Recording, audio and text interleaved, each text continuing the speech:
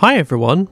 So, we've done a deep dive into the drivers of the previous 2 decades. Now it's time to go back a century and rank every Formula 1 driver of the 90s.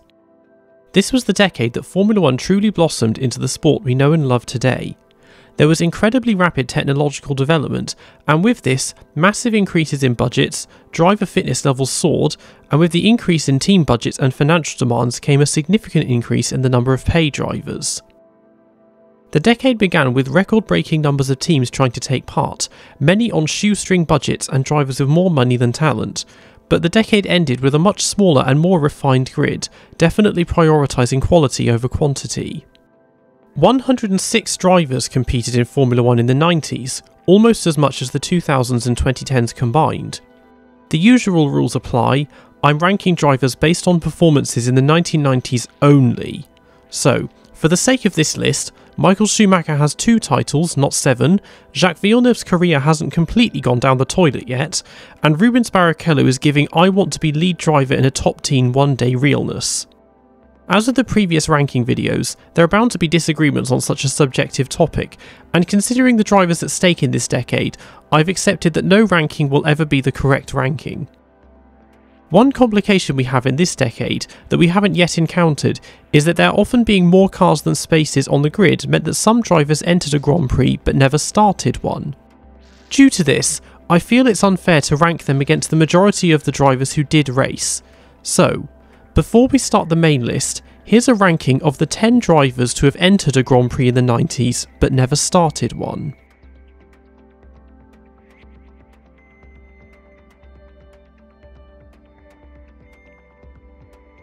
So, in 10th is Enrico Battaglia.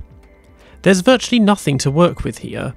Battaglia drove for Coloni at the end of 1989, but in 6 attempts never got past pre-qualifying.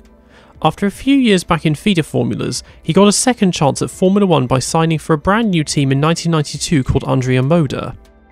The team turned up at Kyalami but were excluded for making the first of many mistakes by not paying the $100,000 entry fee for the season, where Battaglia's car had been in bits anyway. After eventually paying the fee, Battaglia and teammate Alex Caffey flew to Mexico City for the next round, only to discover the team's new cars were also in bits, and then got fired for calling them out for this. 2 races later, Battaglia attempted to return to the team after finding $1 million in sponsorship, but was denied by the FIA as the team had already used up their allocated number of driver changes for the year. In 9th is Giovanna Amati. Amati remains the last woman to enter a Formula 1 Grand Prix, despite more than 30 years having elapsed since she did so. She had several mediocre years in International Formula 3000 in the late 80s and early 90s, and did a small test in a Benetton in the autumn of 1991, ostensibly because she was allegedly having an affair with Flavio Briatore, and was eyeing up a move to the United States in early 1992 when she was unexpectedly offered a seat with Brabham. Brabham by this time were a mere shadow of their former mighty selves, and at Kyalami, where unlike Battaglia she was able to get out on track, she spun several times and was 3 seconds off the next car in qualifying. At Mexico City she was 3 seconds slower again than teammate Eric van der Poel, and then increased this to 5 seconds at Interlagos, at which point the dying team had decided to let her go, paving the way for future champion Damon Hill. In 8th is Gary Brabham. Brabham grew up surrounded by motorsport as the eldest son of 3-time champion Sir Jack Brabham. After winning the British Formula 3000 Championship in 1989, Brabham secured a seat with brand new team Life Racing Engines in 1990. Life had gone for a bizarre W12 engine that looked more at home in a World War II bomber than a Formula 1 car, and despite its size, was less powerful than an F3000 engine, which meant Brabham was 31 seconds down on the next car at Phoenix, and then broke a connecting rod on his outlap at Interlagos, and then called it quits and left. His younger brother David had a marginally better go in Formula 1, but despite his heritage, Gary Brabham is someone best forgotten about, as he is on the sex offenders register, and that's all I'll be saying about that. In 7th is Naoki Hattori. Hattori won the Japanese Formula 3 Championship in 1990, but was unable to find a seat in Formula 1 in 1991 until he was called up to replace Pedro Chavez at Coloni for the final 2 rounds. Coloni were yet to get past pre-qualifying at any races that year, And this continued with Hattori as he broke down before setting a proper time at Suzuka and was 5 seconds off the pace at Adelaide. His only other chance at Formula 1 came with a test with failed entrant Dome in 1997, but otherwise enjoyed a long and successful career back home in Formula Nippon and Super GT. In 6th is Vincenzo Sospiri. Sospiri seemed well set up for a career in Formula 1, having won International Formula 3000 in 1995 and then testing with Benetton in 1996. However, the only team he was able to get a seat with in 1997 was MasterCard Lola. MasterCard's demands had meant they had been forced to enter Formula 1 1 year earlier than planned, and the car had been designed with aerodynamic data mostly from Indy cars. At the Australian Grand Prix, Sospiri and teammate Ricardo Rosset were far outside the 107% time, and then arrived at Interlagos for the next round, where they read in the newspaper that the team had folded, and that was the end of what for Sospiri could have been a prosperous Formula 1 career. In 5th is Perry McCarthy. McCarthy tested with footwork in 1991 and managed to secure a seat with Andrea Moda the following year after Alex Caffey and Enrico Battaglia were fired. After Battaglia attempted to come back but was denied by the FIA, team principal Andrea Sassetti took an instant disliking and resentment to McCarthy and rarely allowed him more than a few laps in the car at any one time, including getting sent out with 45 seconds remaining at Hungary and on wet tyres on a dry track at Silverstone. After he narrowly avoided a major crash at Spa when the steering column snapped, he was told it was swapped out from teammate Roberto Moreno's car and put in his as they knew it was faulty. Fearing for his safety, he then immediately left the team, who themselves got booted out of the sport later that weekend. He never raced in Formula 1 but tested with Williams and Benetton and later found fame as the first iteration of the Stig. In 4th is Claudio Langes. Langes raced in International Formula 3000 for 5 years in the second half of the 1980s and achieved only a single podium, but still managed to secure a full-time seat with Eurobrunn in Formula 1 in 1990. However, unlike teammate Roberto Moreno, he never once made it past pre-qualifying, with his best attempt coming at Paul Ricard where he was 7th and only half a second off Moreno. The team folded with 2 rounds to go and Langes never again got any other opportunities in Formula 1. In 3rd is Bruno Giacomelli. Giacomelli was a regular on the Formula 1 grid in the late 70s and early 80s, and got called up to replace Gary Brabham at Life Racing Engines in 1990, aged 38, 7 years after he'd last raced in Formula 1. Giacomelli had the same problems as Brabham of the car barely working and being monstrously slow when it did. They tried a more conventional Judd V8 at the end of the season, but this blew the engine cover off, and they then folded, having never come anywhere near the lap times of their rivals. In 2nd is Pedro Chavez. Chavez won the British F3000 Championship in 1990, and then signed with Coloni for 1991. As their sole entry, he failed to make it past pre-qualifying in 13 attempts, with his best attempt coming at Phoenix where he missed out by only 8 tenths. After regularly being comfortably slowest, he quit after being 4 seconds off the pace at his home race at Estoril and went on to have a journeyman's career in a variety of different series. And in 1st is Michael Bartels.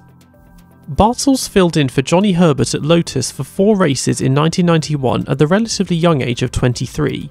He didn't have to go through pre-qualifying, but was 9 tenths off teammate Mika Hakkinen in 28th at the Hockenheimring, another 9 tenths off and last at Hungary, 9 tenths off once again and 28th at Monza, and then a whole 2.7 seconds off and 29th at Barcelona, and was not renewed for his services and went on to have a long career in touring cars. So, with that out of the way, let's get on to the proper list. So, the worst Formula 1 driver of the 90s is Jean-Denis Delatraz. Delatraz often comes up as a candidate for worst Formula 1 driver of all time. He raced for a few years in International Formula 3000, getting a couple of podiums, and used his considerable funding to buy the First Racing team, who famously built the Life L190, and after a few years in touring cars, was invited by Larousse in 1994 to race for them at the season-ending Australian Grand Prix, provided he brought his chequebook with him. He qualified 25th out of 28 drivers for a 26-car grid, but was 2.2 seconds off teammate Hideki Noda and was passed by Domenico Schiattarella behind him on the first lap, and plodded around as fast as 2 snails pushing 3 snails until the gearbox died on lap 57, by which point he'd been lapped 10 times and blocked several drivers while doing so. A year later, he was invited to race by the equally cash-strapped Pacific for the final 5 rounds of 1995. At Estoril, he qualified 5 seconds off the next car, and in the race was lapped by lap 7 and eventually retired with cramp in his right arm. At the Nürburgring, he improved to be only 1.8 seconds off the next car and managed to finish in 15th, having been lapped 7 times. He was meant to do the next 3 rounds, but defaulted on his payments, which meant team shareholder Bertrand Gachot reluctantly returned to a seat, and team principal Keith Wiggins conceded that on skill alone they weren't willing to keep him anyway. Despite gaining notoriety in single-seaters, he did show aptitude in GT cars, as in a 12-year career in the FIA GT Championship he won 9 races and also won the 24 Hours of Le Mans twice, something his son Louis is also doing well in. In 95th is Marco Apicella. Apicella was a regular on the International Formula 3000 scene and was invited by Eddie Jordan to race for him at the 1993 Italian Grand Prix. He had never driven a car with a semi-automatic gearbox before and qualified 23rd, half a second behind teammate Rubens Barrichello in 19th, but was caught in a first corner pile-up and was not invited back, having a Formula 1 career that lasted barely half a mile. In 94th is Andrea Chiesa. After a few years of modest success in International Formula 3000, Chiesa signed with Fondmetal for 1992. However, in 10 races he qualified for only 3 and crashed out of all 3 of them, so was dropped early and went on to touring cars. In 93rd is Paul Belmondo. Belmondo came from a notable family, as his grandfather Paul was a noted sculptor and his father Jean-Paul was a famous actor, meaning he grew up with lots of money. 4 times he tried and failed to finish the 24 Hours of Le Mans, and in 5 years in International Formula 3000 scored just 3 points, but still paid his way into a seat with March Engineering in 1992. He and teammate Karl Wendlinger were frequently at opposite ends of the grid, and in 11 races he failed to qualify 6 times. He finished all 5 of the races he started but was last 3 times. After Hungary he ran out of money and lost his seat. He had a second go in 1994 with the brand new Pacific team. However, this was even worse, as he only qualified for 2 races all year and retired with exhaustion from the first and spun off early on in the second. In 7 races he got no wins, no podiums, no poles, no fastest laps, no points, and a best finish of 9th at the 1992 Hungarian Grand Prix. In 92nd is Taki Inoue. Inoue may proudly consider himself the worst Formula 1 driver of all time, but he isn't quite at the bottom of this list. After 4 mediocre years in Japanese Formula 3, Inoue moved to Europe in 1994 to race in International Formula 3000, and near the end of the year made a one-off appearance at the Japanese Grand Prix with Simtek. He qualified 26th, a whole 3.4 seconds behind teammate David Brabham in 24th, and when torrential rain came down on Sunday, lasted only 3 laps before spinning off. Despite this unremarkable debut, he managed to secure a full-time seat with Footwork for 1995. It was a chaotic year where he qualified no better than 18th, and finished just 5 of the 17 races he started, including crashing out 5 times. He's best remembered, however, for his love-hate relationship with the safety car. After stalling during practice at Monaco, he was rear-ended by the pace car and sent into the barriers. Then, at the Hungarian Grand Prix, after he pulled over with an engine fire and was helping the marshals extinguish it, was hit by the safety car and rolled over the bonnet, injuring his leg. He signed with Minardi for 1996, but one of his sponsors pulled out at the last minute, and that was that. In 18 races, he got no wins, no podiums, no poles, no fastest laps, no points, and a best finish of 8th at the 1995 Italian Grand Prix. In 91st is Giovanni Lavaggi. Despite being of noble heritage, Lavaggi had to fund his racing career himself. He struggled in single-seaters but did well in sports cars, finishing second at the 1992 24 Hours of Le Mans. He was offered a seat with Pacific midway through 1995, replacing Bertrand Gachot, and did 4 races but qualified on the back row in each and failed to finish any of them, and despite being a rookie was the oldest driver on the grid at age 35. He then got a seat with Minardi in the second half of 1996, replacing Giancarlo Fisichella, but 3 times failed to qualify and started at the back in the other 3, beating his teammate once. In 7 races he got no wins, no podiums, no poles, no fastest laps, no points, and a best finish of 10th at the 1996 Hungarian Grand Prix. The first driver to break the top 90 is the late Roland Ratzenberger. Ratzenberger had a reasonably strong junior career, winning races in British touring cars and Japanese Formula 3000, and then won the 24 Hours of Le Mans in 1993. He signed with brand new team Simtech for 1994. He was 1.5 seconds behind teammate David Brabham at Interlagos and failed to qualify, but then did qualify at Okayama, though nearly 2 seconds off Brabham, and finished the race in 11th and last. He was getting into a rhythm and would have battled closely with his teammate and the 2 Pacifics as the year went on, but his career was cut short by his untimely death during qualifying for the San Marino Grand Prix. In 89th is Stéphane Sarrazin. Sarrazin won French Formula Renault and French Formula 3 in his junior career and became a test driver for Prost in 1999. He was invited by Minardi to cover for Luca Badoer at the Brazilian Grand Prix, who had injured his wrist, and surprised to qualify 18th, beating teammate Marc Genet by 7/10, and ran ahead of him in the race until he spun off on lap 32. In 88th is Bernd Schneider. Schneider did 2 largely fruitless years with Zakspeed in 1988 and 1989, where he qualified for only 8 races. He won Interserie in 1990 and did 2 races for Footwork, one at the start of the year where he qualified 20th and finished 12th, and another at the end where he qualified 29th and failed to start. In 87th is Hideki Noda. Noda was racing in International Formula 3000 when he was called up by Larousse to replace Yannick Dalmas for the final 3 rounds of 1994. He qualified 24th at Jerez, over a second behind teammate Eric Comas, but the gearbox died on lap 11. He was only 12 thousandths behind Comas at Suzuka, but then started from the pit lane in the torrential rain and crashed out on the first lap. Then, at Adelaide, he managed to comfortably outqualify new teammate Jean-Denis Delatraz, but then retired with an oil leak on lap 19, ending his short F1 career without ever seeing the checkered flag. In 86th is Stefan Johansson. The main bulk of Johansson's Formula 1 career was in the 1980s, where he drove for high-flying teams such as Ferrari and McLaren and scored several podiums. He moved to backmarker team Onyx in 1989, where he could go from failing to qualify for races to finishing on the podium. He stayed with them for 1990 but failed to qualify for the first 2 rounds and fell out with team principal Peter Monteverdi and was sacked. He moved to AGS in 1991 but also failed to qualify for the first 2 rounds and got sacked again. 2 rounds later, he moved to Footwork and did 4 attempts, qualified only once with 25th at Montreal but lost the throttle on lap 49. In 85th is Philippe Adams. Adams was runner-up in British Formula 3 in 1992 and then won British Formula 2 in 1993, and after a single round in the Super Tourenwagen Cup in 1994 paid Lotus $500,000 to race for them for 2 rounds. At his home race at Spa, he just about qualified in the rain in 26th, but was almost 7 seconds off teammate Johnny Herbert and then spun off on lap 16.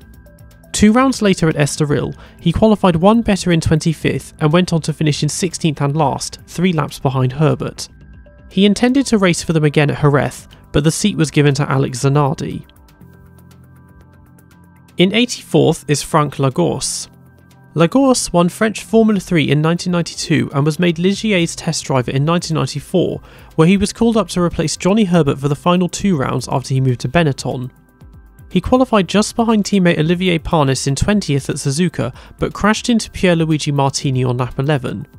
At Adelaide, he was over a second behind Parnis in 20th, but managed to finish in 11th and last with Parnis 5th.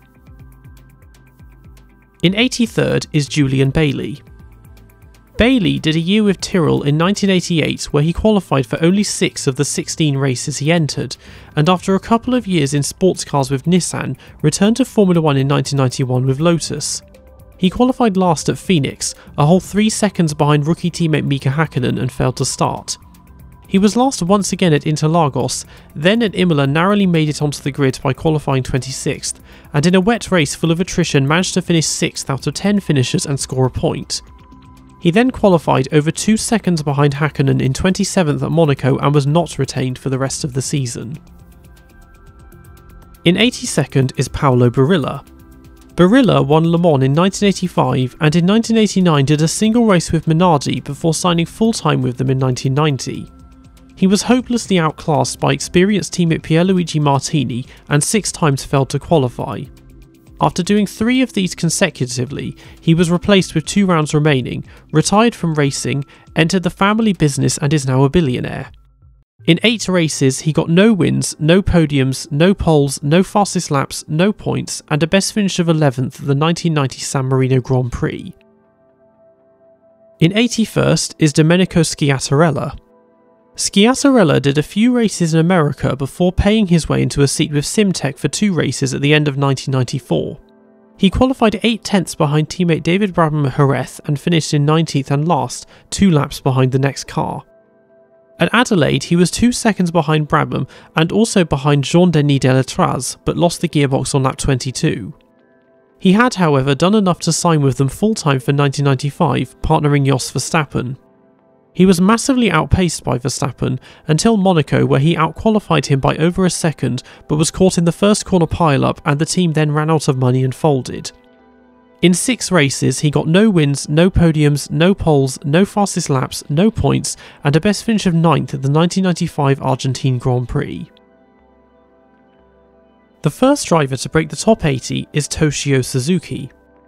Of no relation to Aguri Suzuki, Toshio Suzuki proved that age is just a number, as he won the inaugural All Japan Formula 3 Championship in 1979, aged 24. Then in 1990 he won the Japanese Touring Car Championship aged 35, followed 2 years later with the 24 Hours of Daytona alongside former F1 drivers Kazuyoshi Hoshino and Masahiro Hasemi, and finished runner-up in the Japanese F3000 Championship. This was enough for him to make his Formula 1 debut in 1993 at the grand old age of 38, covering for Philippe Alliot at Le Rousse for the final 2 rounds. At his home race at Suzuka, he qualified 23rd, only 4 tenths behind teammate Eric Comas, and finished the race in 12th and last. Then at Adelaide he qualified last, almost 4 seconds behind Comas, and finished last once again in 14th, 2 laps behind Comas. He didn't race in Formula 1 again, but there was no stopping him, as he won Formula Nippon in 1995 aged 40, and then the 24 Hours of Le Mans in 1999 aged 44. In 79th is Riccardo Rossit. After finishing runner-up in International Formula 3000 in 1995, Rossit signed with Footwork in 1996. He was outqualified by teammate Jos Verstappen at every single race, but managed to finish top 10 3 times, despite insisting Verstappen was getting preferential treatment. He lost his seat in 1997 and signed with new team Mastercard Lola, partnering Vincenzo Sospiri, who had beaten him to the International Formula 3000 title, but the team built a dog of a car and folded after failing to qualify at the first round. He then got a seat with the dying Tyrrell for 1998, despite the fact Ken Tyrrell wanted Verstappen instead, who left the team midway through the season before it became BAR in 1999. 5 times he failed to qualify, and after also crashing several times drew resentment from his own team and acquired the nickname Ricardo Tosser. He insisted the team were favouring teammate Toranosuke Takagi and that the car was playing up when he made the most elementary of errors. Sounds familiar. In 26 races he got no wins, no podiums, no poles, no fastest laps, no points, and a best finish of 8th at the 1996 Hungarian Grand Prix and 1998 Canadian Grand Prix. In 78th is Eric van der Poel. Van der Poel was a runner-up in International Formula 3000 in 1990 and then signed with brand new team Scuderia Modena for 1991. Despite the car's radical design, channeling its inner 2022 Mercedes, he managed to qualify for just a single race, even when the team were exempted from pre-qualifying. He was set to score points at Imola, but the fuel pump died within sight of the checkered flag and was classified 9th. Scuderia Modena folded at the end of the year, and he moved to a dwindling Brabham for 1992 and qualified for the opening round at Kyalami and finished 13th, but otherwise did not qualify for any other races, which he shared with teammates Giovanna Amati and Damon Hill. Brabham folded after the German Grand Prix, and he then did 3 races for Fondmetal. He spun off at Hungary, qualified a strong 15th and finished 10th at Spa, and then lost the clutch at Monza, and Fondmetal themselves then folded too. In 77th is Jan Lammers. Lammers originally raced largely unsuccessfully in Formula 1 in the late 70s and early 80s, scoring no points in 21 starts. After making a name for himself in sports cars, including winning the 24 Hours of Le Mans in 1988, he was invited by March to race for them for the final 2 rounds of 1992, more than 10 years since he'd last raced in Formula 1, making this the largest gap between successive races in the sport's history. He comfortably outqualified teammate Emanuele Naspetti at Suzuka to go 23rd, but lost the clutch on lap 28. Then, at Adelaide, he qualified behind Naspetti in 25th, but managed to finish 12th out of 13 finishers. He signed with March for 1993, but they went bankrupt before the season began. In 76th is Norberto Fontana. Fontana became Sauber's test driver in 1995 and was called up to replace Gianni Morbidelli for 3 races in 1997 after he broke his arm. He qualified 20th at Magny-Cours but spun off on lap 41, and Peter Sauber then tried unsuccessfully to find a replacement for him. At Silverstone, he qualified a far better 14th but was sent to the back of the grid after he missed a call to the weighbridge and finished 9th out of 10 finishers. He then qualified 18th at Hockenheim and finished 9th once again. Morbidelli's arm healed and he returned to his seat, but he injured himself again at Suzuka, so Fontana replaced him for the final round at Jerez. Here he received a $5,000 fine for speeding in the pit lane and then qualified 18th once again. He blocked championship contender Jacques Villeneuve while being lapped, which allowed Michael Schumacher, driving for Ferrari, who was supplying Sauber's engines, to pull away. He later managed to pass Jos Verstappen with 2 wheels on the grass and finished 14th. He then tried to get seats with Tyrrell and Minardi, but never raced in Formula 1 again. In 75th is Tarso Marquez. Marquez covered for Giancarlo Fisichella at Minardi for 2 rounds in 1996, but was excluded from qualifying at Interlagos and spun off on the first lap, then qualified a very strong 14th in Argentina but crashed out on lap 34. He rejoined the team midway through 1997 to replace Jarno Trulli. He was consistently outqualified by experienced teammate Ukyo Katayama and beat him only once in the 4 races he finished. In 11 races he got no wins, no podiums, no poles, no fastest laps, no points, and a best finish of 10th at the 1997 British Grand Prix. In 74th is Olivier Grilliard. Grilliard raced with Ligier in 1989 and moved to Ozella in 1990. Here he qualified an astonishing 8th at Phoenix but crashed into 2 drivers in the race. During the rest of the season, he failed to qualify 7 times and gained a reputation as a blocker when being lapped. Ozella became Fondmetal in 1991, but this was far worse as he qualified for only 4 races and finished only 1 of them, and after refusing to use a new gearbox at Estoril was sacked. He moved to AGS for the next round and was slowest in pre-qualifying, and the team then folded. He got a seat with midfield team Tyrrell in 1992, but as well as being a blocker started being a crasher too, finishing only 4 races and had no luck getting any other seats after that. In 29 races he got no wins, no podiums, no poles, no fastest laps, no points, and a best finish of 8th at the 1992 San Marino Grand Prix. In 73rd is Max Papis. Papis was made test driver for Lotus in 1994 and then paid into a seat with footwork for 7 races in 1995. An incident-free race was hard to find, as he hit the pit wall and broke his suspension at Silverstone, stalled on the grid at Hockenheim, suffered a brake failure in Hungary, spun off at Spa, caused a first lap pile-up at Monza after catching dust caused by David Coulthard spinning on the formation lap but took the restart, narrowly missing out on a point, and then lost the gearbox on the first lap at Estoril. He was then also routinely outqualified by teammate Taki Inoue, and clearly not well adjusted to Formula 1 cars. In 7 races he got no wins, no podiums, no poles, no fastest laps, no points, and a best finish of 7th at the 1995 Italian Grand Prix. In 72nd is Esteban Tuero. Tuero became the 3rd youngest Formula 1 driver in history at that time when he signed for Minardi in 1998, aged 19. Across the season he finished only 4 races, spinning off several times and also having numerous breakdowns. At the final round at Suzuka, he had a major effect on the championship as he rear-ended the Tyrrell of Toranosuke Takagi at the Casio Triangle and broke his back. Michael Schumacher then ran over the debris and got a puncture which handed the title to Mika Hakkinen. He spent the winter letting his spine heal and was due to race with Minardi again in 1999, but on the eve of pre-season testing announced his immediate retirement and returned to his native Argentina. In 16 races he got no wins, no podiums, no poles, no fastest laps, no points, and a best finish of 8th at the 1998 San Marino Grand Prix. In 71st is Yannick Dalmas. Dalmas joined Larousse in 1987 and midway through 1989 moved to backmarkers AGS but failed to qualify for any races. He stayed with them for 1990, which was marginally better as he qualified for 5 races and finished 3 of them. After twice winning the 24 Hours of Le Mans, he then returned to Larousse for 2 rounds in 1994. He outqualified teammate Eric Comas at Monza but spun off in the race and qualified behind him at Estoril and finished 14th out of 16 finishers. In 7 races he got no wins, no podiums, no poles, no fastest laps, no points, and a best finish of 9th at the 1990 Spanish Grand Prix. The first driver to break the top 70 is Fabrizio Barbazza. Barbazza began his career in the United States, winning Indy Lights in 1986 and finished 3rd in the Indy 500 in 1987. He followed this with spells in Japanese and International Formula 3000 and signed with AGS in 1991 to replace Stefan Johansson.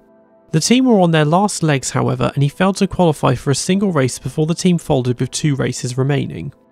He went back to the States for a year and then signed with Minardi for 1993. He never outqualified teammate Christian Fittipaldi and 3 times crashed out of races, but did score points twice, but lost his seat halfway through the year to Pierluigi Martini. In 8 races he got no wins, no podiums, no poles, no fastest laps, 2 points, and a best finish of 6th at the 1993 European and San Marino Grand Prix. In 69th is Olivier Beretta. Another pay driver, Beretta got a seat with Larousse in 1994. He never once outqualified or outraced teammate Eric Comas and put in generally uninspired performances before his sponsorship money ran out after Hungary and he was dropped, though he did become the first Monegasque driver to race at the Monaco Grand Prix since Louis Chiron in 1955 and went on to win Le Mans 6 times. In 9 races he got no wins, no podiums, no poles, no fastest laps, no points, and a best finish of 7th at the 1994 German Grand Prix. In 68th is Teranosuke Takagi. After advancing up the domestic Japanese ladder, Takagi became Tyrrell's test driver in 1997 and was promoted to a race seat in 1998. He and teammate Ricardo Rosset struggled in what was ultimately Tyrrell's final year in the sport, though unlike Rosset, Takagi was able to qualify for every race. He then moved to Arrows in 1999 but was outpaced by rookie teammate Pedro de la Rosa and ended the season with 8 consecutive retirements and struggled with communication with his lack of proficient English. In 32 races he got no wins, no podiums, no poles, no fastest laps, no points, and a best finish of 7th at the 1999 Australian Grand Prix. In 67th is Jean-Marc Gounon. Gounon bought himself a seat with Minardi for the final 2 rounds of 1993, qualifying last at Suzuka and withdrawing from the race, then qualifying 22nd at Adelaide and spinning off. After Andrea Montemini broke his legs at Catalunya in 1994, Gounon secured himself a seat at Simtek. He started strongly by giving the team their best ever result with 9th at Magny-Cours, but only once managed to outqualify teammate David Brabham and eventually got replaced with the better funded Domenico Schiattarella. In 9 races he got no wins, no podiums, no poles, no fastest laps, no points, and a best finish of 9th at the 1994 French Grand Prix. In 66th is Andrea Montemini. After Roland Ratzenberger's death at Imola in 1994, Montemini was called up to replace him at Simtek 2 rounds later at Catalunya. However, he then crashed himself in qualifying and broke his foot and did not race again that year. He signed with Simtek's main rival Pacific for 1995. He kept experienced teammate Bertrand Gachot reasonably honest, and when he stepped aside had little trouble beating replacements Giovanni Lavaggi and Jean-Denis Delatraz. The car, however, as well as being slow, was hopelessly unreliable, and he finished only 4 races that year, and is best remembered for aggressively weaving the car from side to side while being lapped at the Nürburgring in an attempt to prevent the car from stalling before it ran out of fuel, though he was mistaken for Delatraz by commentator Murray Walker. Pacific folded at the end of 1995, so he moved to their main rivals Forty for 1996. The introduction of the 107% rule, partially caused by the poor race pace of Denatraz, meant he failed to qualify 5 times, and another slow and unreliable car meant he finished only 1 race before Forty also ran out of money and folded. He was then briefly test driver for MasterCard Lola, but never drove the car. In 20 races, he got no wins, no podiums, no poles, no fastest laps, no points, and a best finish of 8th at the 1995 German Grand Prix. In 65th is Gregor Wojtek. Wojtek did 11 rounds of Eurobrunn and won with Real in 1989, but never qualified for a race. He got a bit of an upgrade in 1990 by signing for Brabham for the first 2 rounds. He qualified badly at Phoenix and then crashed into Olivier Grilliard on lap 40, and then qualified badly again at Interlagos and lost the gearbox after 15 laps. He then immediately moved to Onyx, of whom his father was a minority shareholder. Here he was able to consistently outqualify teammate JJ Leto, but only saw the checkered flag once. As the season went on, money started running out, and Wojtek 3 times failed to qualify in a car that was fitted with old and broken spare parts and components from sports cars, so Wojtek's father withdrew his support, and that was the end of his Formula 1 career. In 7 races he got no wins, no podiums, no poles, no fastest laps, no points, and a best finish of 7th at the 1990 Monaco Grand Prix. In 64th is Emanuele Naspetti. Naspetti chose to sacrifice the International Formula 3000 title in 1992 when he was offered a seat with March for the final 5 races of the season. He wasn't particularly strong in qualifying, only outqualifying his teammate once, but drove modestly in the races, but without scoring any points. He became Jordan's test driver in 1993 and made a single appearance at Estoril where he qualified 1 second behind teammate Rubens Barrichello and then lasted only 9 laps before the engine died. In 6 races he got no wins, no podiums, no poles, no fastest laps, no points, and a best finish of 11th at the 1992 Portuguese Grand Prix. In 63rd is Shinji Nakano. After several years racing in Japan, Nakano secured a deal to race with the new Prost team in 1997. He drove safely across the year, scoring points twice, though experienced teammate Olivier Panis got 2 podiums. After Prost switched from Mugen Honda engines to Peugeot engines for 1998, he lost his seat and moved to Minardi. His rookie teammate Esteban Tuero took the main bulk of the reliability problems, and Nakano finished most of the races but didn't score any points, and left the team at the end of the year. In 33 races he got no wins, no podiums, no poles, no fastest laps, 2 points, and a best finish of 6th at the 1997 Canadian and Hungarian Grand Prix. In 62nd is Mauricio Gugelmin. Gugelmin made his debut in Formula 1 in 1988 with March, started off 1989 with a podium finish, and remained with the team in 1990 when they became Leighton House.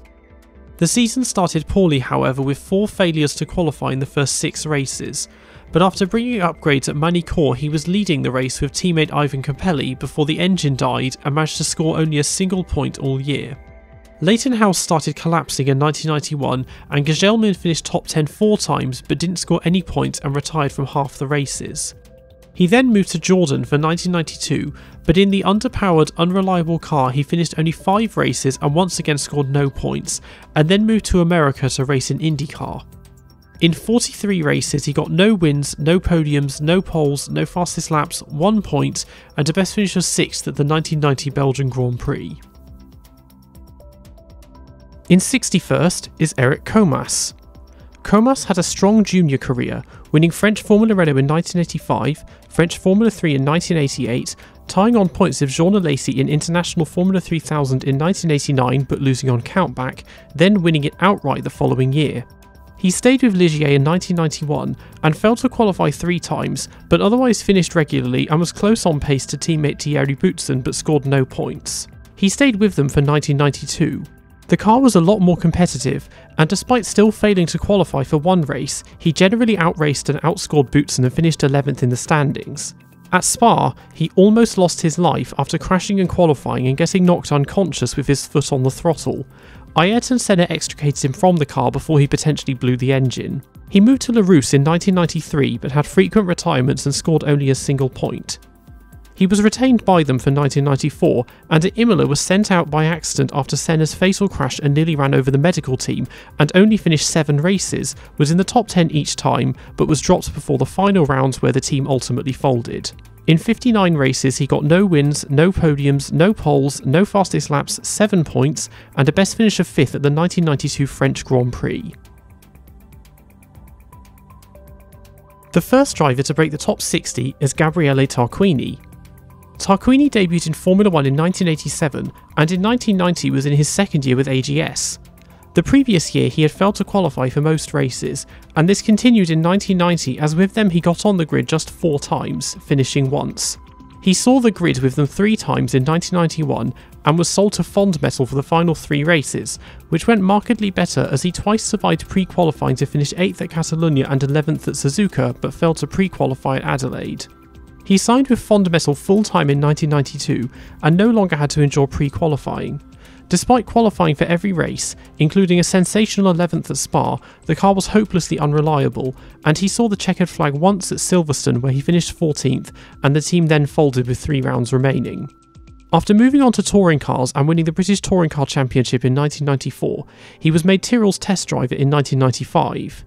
He made a one-off appearance at the Nürburgring, covering for an injured Ukyo Katayama, and qualified 19th and finished 14th, and ended his Formula 1 career with a record-breaking 25 failures to qualify.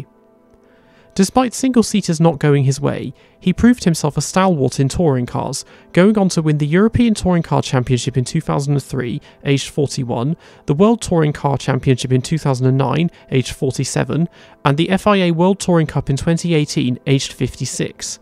In 23 races he got no wins, no podiums, no poles, no fastest laps, no points, and a best finish of 8th at the 1991 United States Grand Prix.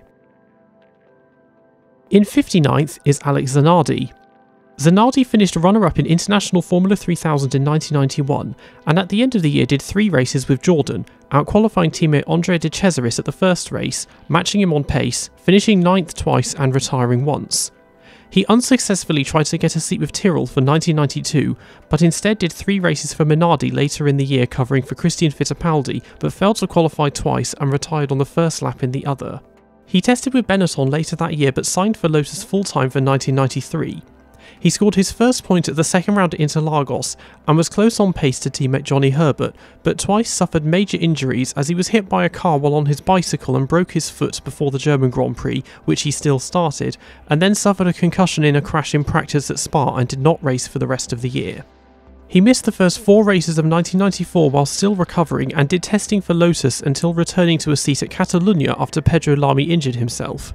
He failed to score any points in Lotus's final year, however, and was replaced for 2 races by pay driver Philippe Adams. He then moved to the United States and twice won IndyCar, before making a surprise return to Formula 1 with Williams in 1999, who 3 years earlier had signed incumbent IndyCar champion Jacques Villeneuve.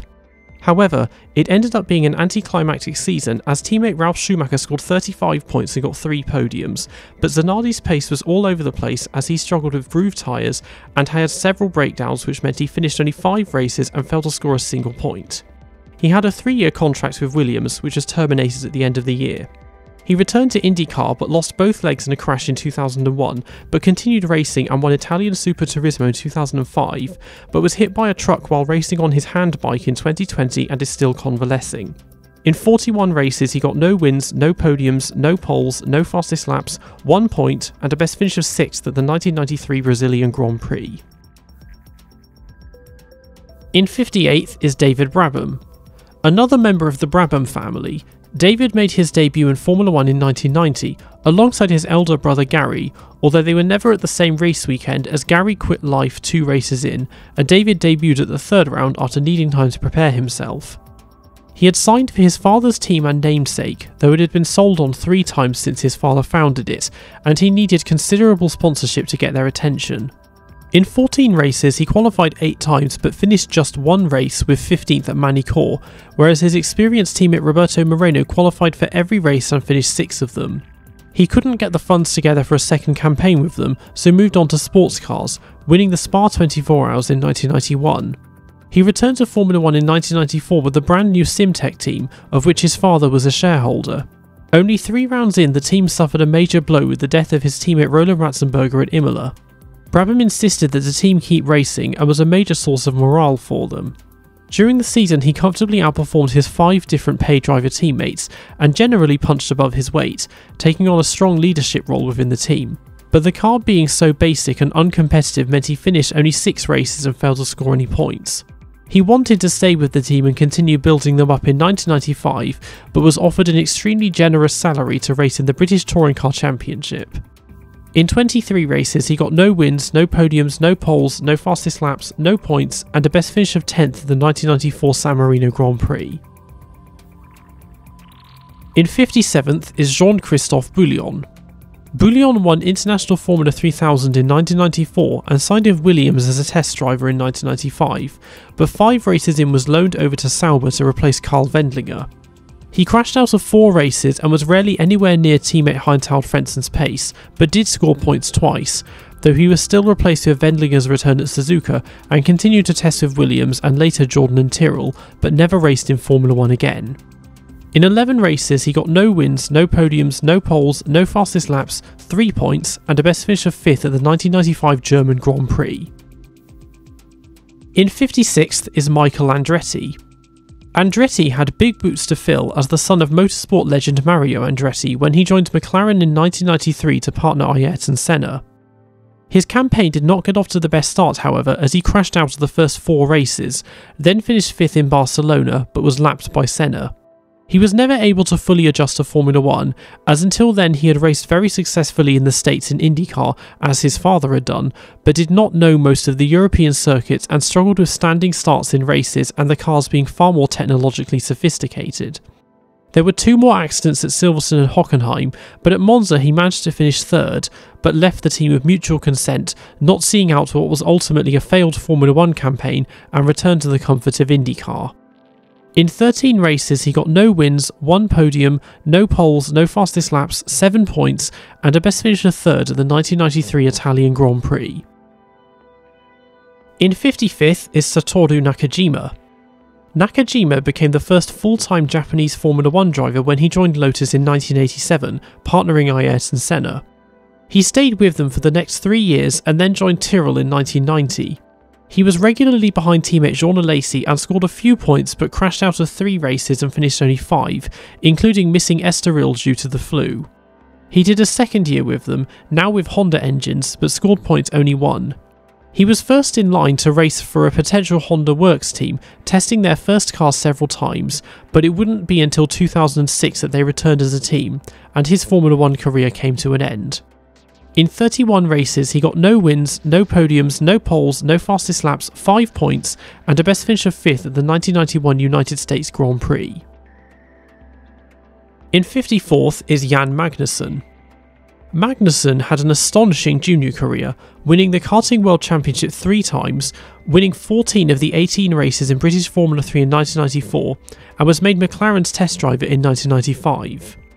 He filled in for Mika Hakkinen at the Pacific Grand Prix as he was suffering from appendicitis and finished 10th, having never driven more than 4 laps at once before that weekend, but in 1996 drove in international touring cars and a few races in IndyCar. For 1997 he signed for the brand new Stewart team. He was held in high regard by team founder Jackie Stewart, but was burdened with unreliable Ford engines and finished only 5 races and drove unremarkably, scoring no points, whereas teammate Rubens Barrichello only finished 3 races but did get a podium. He stayed in 1998. The engine was far better, but now the chassis was much worse, and he finally scored his first point at Canada, but unfortunately was then dropped very unceremoniously in favour of Jos Verstappen. One F1 dad for another. In 24 races he got no wins, no podiums, no poles, no fastest laps, 1 point, and a best finish of 6th at the 1998 Canadian Grand Prix. In 53rd is Eric Bernard. Bernard did 2 races with Larousse in 1989 and then signed with them full-time in 1990. He had a strong season where he scored points 3 times. He stayed with them for 1991, but losing their Lamborghini engines meant the car was markedly worse, and he finished only 2 races and failed to qualify for 2 others, the latter of which was him crashing and breaking his leg. He returned as Ligier's test driver in 1993 and then got a race seat for 1994. The car was reliable but not particularly competitive, and he was largely outpaced by teammate Olivier Panis, but did get a surprise podium at Hockenheim.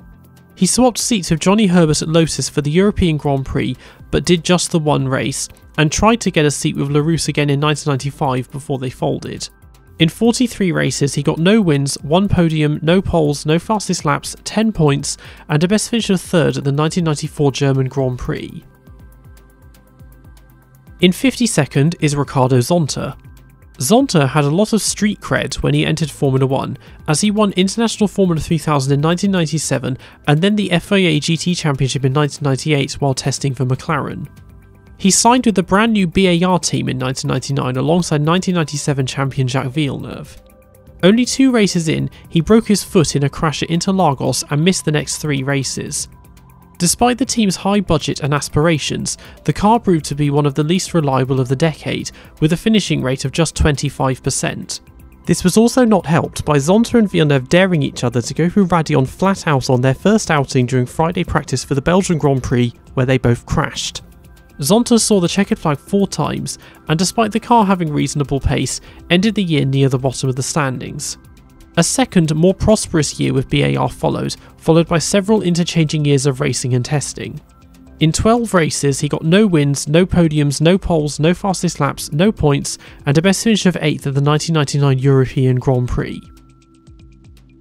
In 51st is Pedro Diniz. Diniz came from a wealthy family and made his debut with backmarkers 40 in 1995. The car was highly uncompetitive, but he was able to keep out of trouble and finished a majority of races, though without scoring any points, and with the reputation of being just another pay driver. He took his money to Ligier for 1996. The car was less reliable, but he scored his first points of his career, and occasionally outqualified teammate Olivier Panis, but also had a close call in Argentina. Diniz in the oven. For 1997 he moved to Arrows, now partnering defending champion Damon Hill. He had a fairly harmless campaign that was marred with poor reliability, costing him a potential podium at Spa, and meaning he scored points only once. 1998 was much of the same, rarely finishing races but twice scoring points when he did. He unexpectedly left Arrows at the end of 1998 and ended up in a long-winded legal battle with them which he eventually won and moved to Sauber. He there had the same problems as with Arrows and Ligier of the car barely working at the best of times, and survived another major crash at the Nürburgring after the roll hoop collapsed, meaning he only finished 4 races but scored points in 3 of them, outscoring highly regarded teammate Jean Alesi before seeing out his career with a second year at Sauber, with an overall finishing rate of just 40%. In 82 races, he got no wins, no podiums, no poles, no fastest laps, 10 points, and a best finish of 5th at the 1997 Luxembourg Grand Prix and 1998 Belgian Grand Prix. The first driver to break the top 50 is Luca Badoer. Badoer won International Formula 3000 on his first attempt in 1992, and then signed to Scuderia Italia for 1993. Twice he failed to qualify in the slowest car that year, and had potential points finishes taken away by either accidents or mechanical failures. Scuderia Italia merged with Minardi 2 races before the end of the season, and so Badoer became Minardi's test driver in 1994 and then got a race seat in 1995. The car was more competitive, but he once again failed to score any points and failed to take the restart in Argentina after getting involved in the first lap pile-up, and also didn't start the season finale at Adelaide due to an electrical problem. He took a step back by signing for 40 for 1996. He failed to qualify for 4 races and only finished 2, twice being involved in accidents, and the team folded after 10 races. Badoer then moved to the FIA GT Championship for 1997 and was made Ferrari's test driver, but made a return to Minardi in 1999. He almost scored his first points in Australia before the gearbox died, then sat out Interlagos after breaking his hand in a testing crash. He then almost got a seat with Ferrari after Michael Schumacher crashed at Silverstone and broke his leg, but the seat went to Mika Salo instead. He ended the season with 5 consecutive retirements, but at the Nürburgring had got himself up to a sensational 4th place, matching Minardi's best ever result, but the gearbox died once again with only 12 laps to go, and he broke down in tears beside the car. He then spent the next 10 years testing with Ferrari and closed out his career with 2 abysmal races with them in 2009, breaking the records for most race starts and laps completed without scoring a single point. In 48 races he got no wins, no podiums, no poles, no fastest laps, no points, and a best finish of 7th at the 1993 San Marino Grand Prix. In 49th is Philippe Alliot. Alliot's Formula 1 career began in 1984 with Ram Racing. He did 4 years with Larousse and then signed with Ligier in 1990, having gained a reputation in preceding years as a crasher. He was excluded from the first race after a mechanic broke Parc Fermé rules, got disqualified from Germany for getting a push start, and as neither he nor teammate Nicola Larini had managed to score any points by mid-season, then had to do pre-qualifying, which he failed to get out of at Spa. He was dropped at the end of the year and did 2 years in sports cars before returning to Larousse in 1993. It was a reliable midfield car which allowed him to score points at Imola and finished most races. He became McLaren's test driver in 1994 and did a single round for them at Hungary, but the car broke down. He returned to Larousse once again for a single round, but the car broke down once again. In 30 races, he got no wins, no podiums, no poles, no fastest laps, 2 points, and a best finish of 5th at the 1993 San Marino Grand Prix. In 48th is Pedro Lamy. Lamy finished runner-up in International Formula 3000 in 1993 to Olivier Panis, and was able to drive for Lotus for the final 4 races of the year, and did enough to sign with them full-time for 1994. At the start of the San Marino Grand Prix, he rear-ended JJ Leto, who had stalled on the grid, sending debris into the grandstands in what was the third of 4 major crashes that weekend. Then, in a testing accident after Monaco, broke both legs and both wrists and sat out the rest of the year. After recovering, he signed with Minardi for the second half of 1995. He got the better of teammate Luca Badoer and scored the team's only point that year at the final round, becoming the first Portuguese point-scoring Formula 1 driver. He stayed with them for 1996 and comfortably outperformed his 3 teammates, but was unable to score any points and moved on to sports cars. In 32 races, he got no wins, no podiums, no poles, no fastest laps, 1 point, and a best finish of 6th at the 1995 Australian Grand Prix. In 47th is Emanuele Pirro. Pirro became McLaren's test driver in 1988 and spent the second half of 1989 racing for Benetton before moving to Scuderia Italia for 1990. He joined the team at the 3rd round after being diagnosed with hepatitis. The car was fast enough to score points but had appalling reliability, meaning he finished only 3 races and neither he nor teammate Andrea De Cesaris scored any points. He stayed with them for 1991, and the new Dallara-built car was far more reliable and very competitive, being in the top 5 during pre-season testing. But as they had scored no points the previous year, Pirro had to go through pre-qualifying in the first half of the season and failed to get out of it 3 times. He scored a point at Monaco and finished most races, but was largely outperformed by teammate JJ Leto, who got a podium. Despite his short Formula 1 career, he has become one of the most prolific drivers in motorsport history, winning Le Mans 6 times, the Italian Touring Car Championship twice, the Super Tourenwagen Cup, the American Le Mans Series twice, and is an F1 race steward and a member of numerous motorsport commissions and driver clubs. In 27 races, he got no wins, no podiums, no poles, no fastest laps, 1 point, and a best finish of 6th at the 1991 Monaco Grand Prix. In 46th is Alex Caffi. Caffi debuted in Formula 1 in 1986, and after a year with Azella and 2 further years with Scuderia Italia signed with Arrows for 1990. He missed the first race due to injuring himself in a cycling accident, and later in the year missed the Spanish Grand Prix after crashing into Aguri Suzuki at Estoril and breaking his foot. Across the year, however, despite failing to qualify for 3 races, he routinely outqualified and outraced experienced teammate Michele Alboreto and scored all the team's points. Arrows became Footwork in 1991, but were burdened with a mediocre Porsche V12 engine, and so he failed to qualify for the first 4 races, including crashing in practice at Monaco and breaking the car in 3, and despite being uninjured, then injured himself in another cycling accident and missed the next 4 races. When he returned, he had to take legal action to stop the team giving his seat permanently to his replacement Stefan Johansson and continued to not qualify for any races until the final 2 rounds. He was abruptly dropped by Footwork at the end of the year and had nowhere to go except the new Andrea Moda team. At Kyalami, he got only a handful of reconnaissance laps in the single old Coloni car they had prepared before they were excluded as team principal Andrea Sassetti had failed to pay the $100,000 entry fee for the year. He then arrived at Mexico City to discover the team's new car was still in bits, and got fired for calling the team out for this. In 13 races, he got no wins, no podiums, no poles, no fastest laps, 2 points, and a best finish of 5th at the 1990 Monaco Grand Prix. In 45th is Pedro Della Rosa. De La Rosa took a slightly odd detour in his junior career for a European driver when he moved to Japan in 1995, where he won All Japan Formula 3 and then Formula Nippon and the All Japan GT Championship in 1997 before returning to Europe to be Jordan's test driver in 1998 and then signed with Arrows in 1999. He started well by scoring a point in Melbourne, but for the remainder of the year had to deal with an unreliable car and finished only 4 more races, but was comfortably faster than teammate Taransuke Takagi. Following his debut year came a long and prolific career both racing and testing.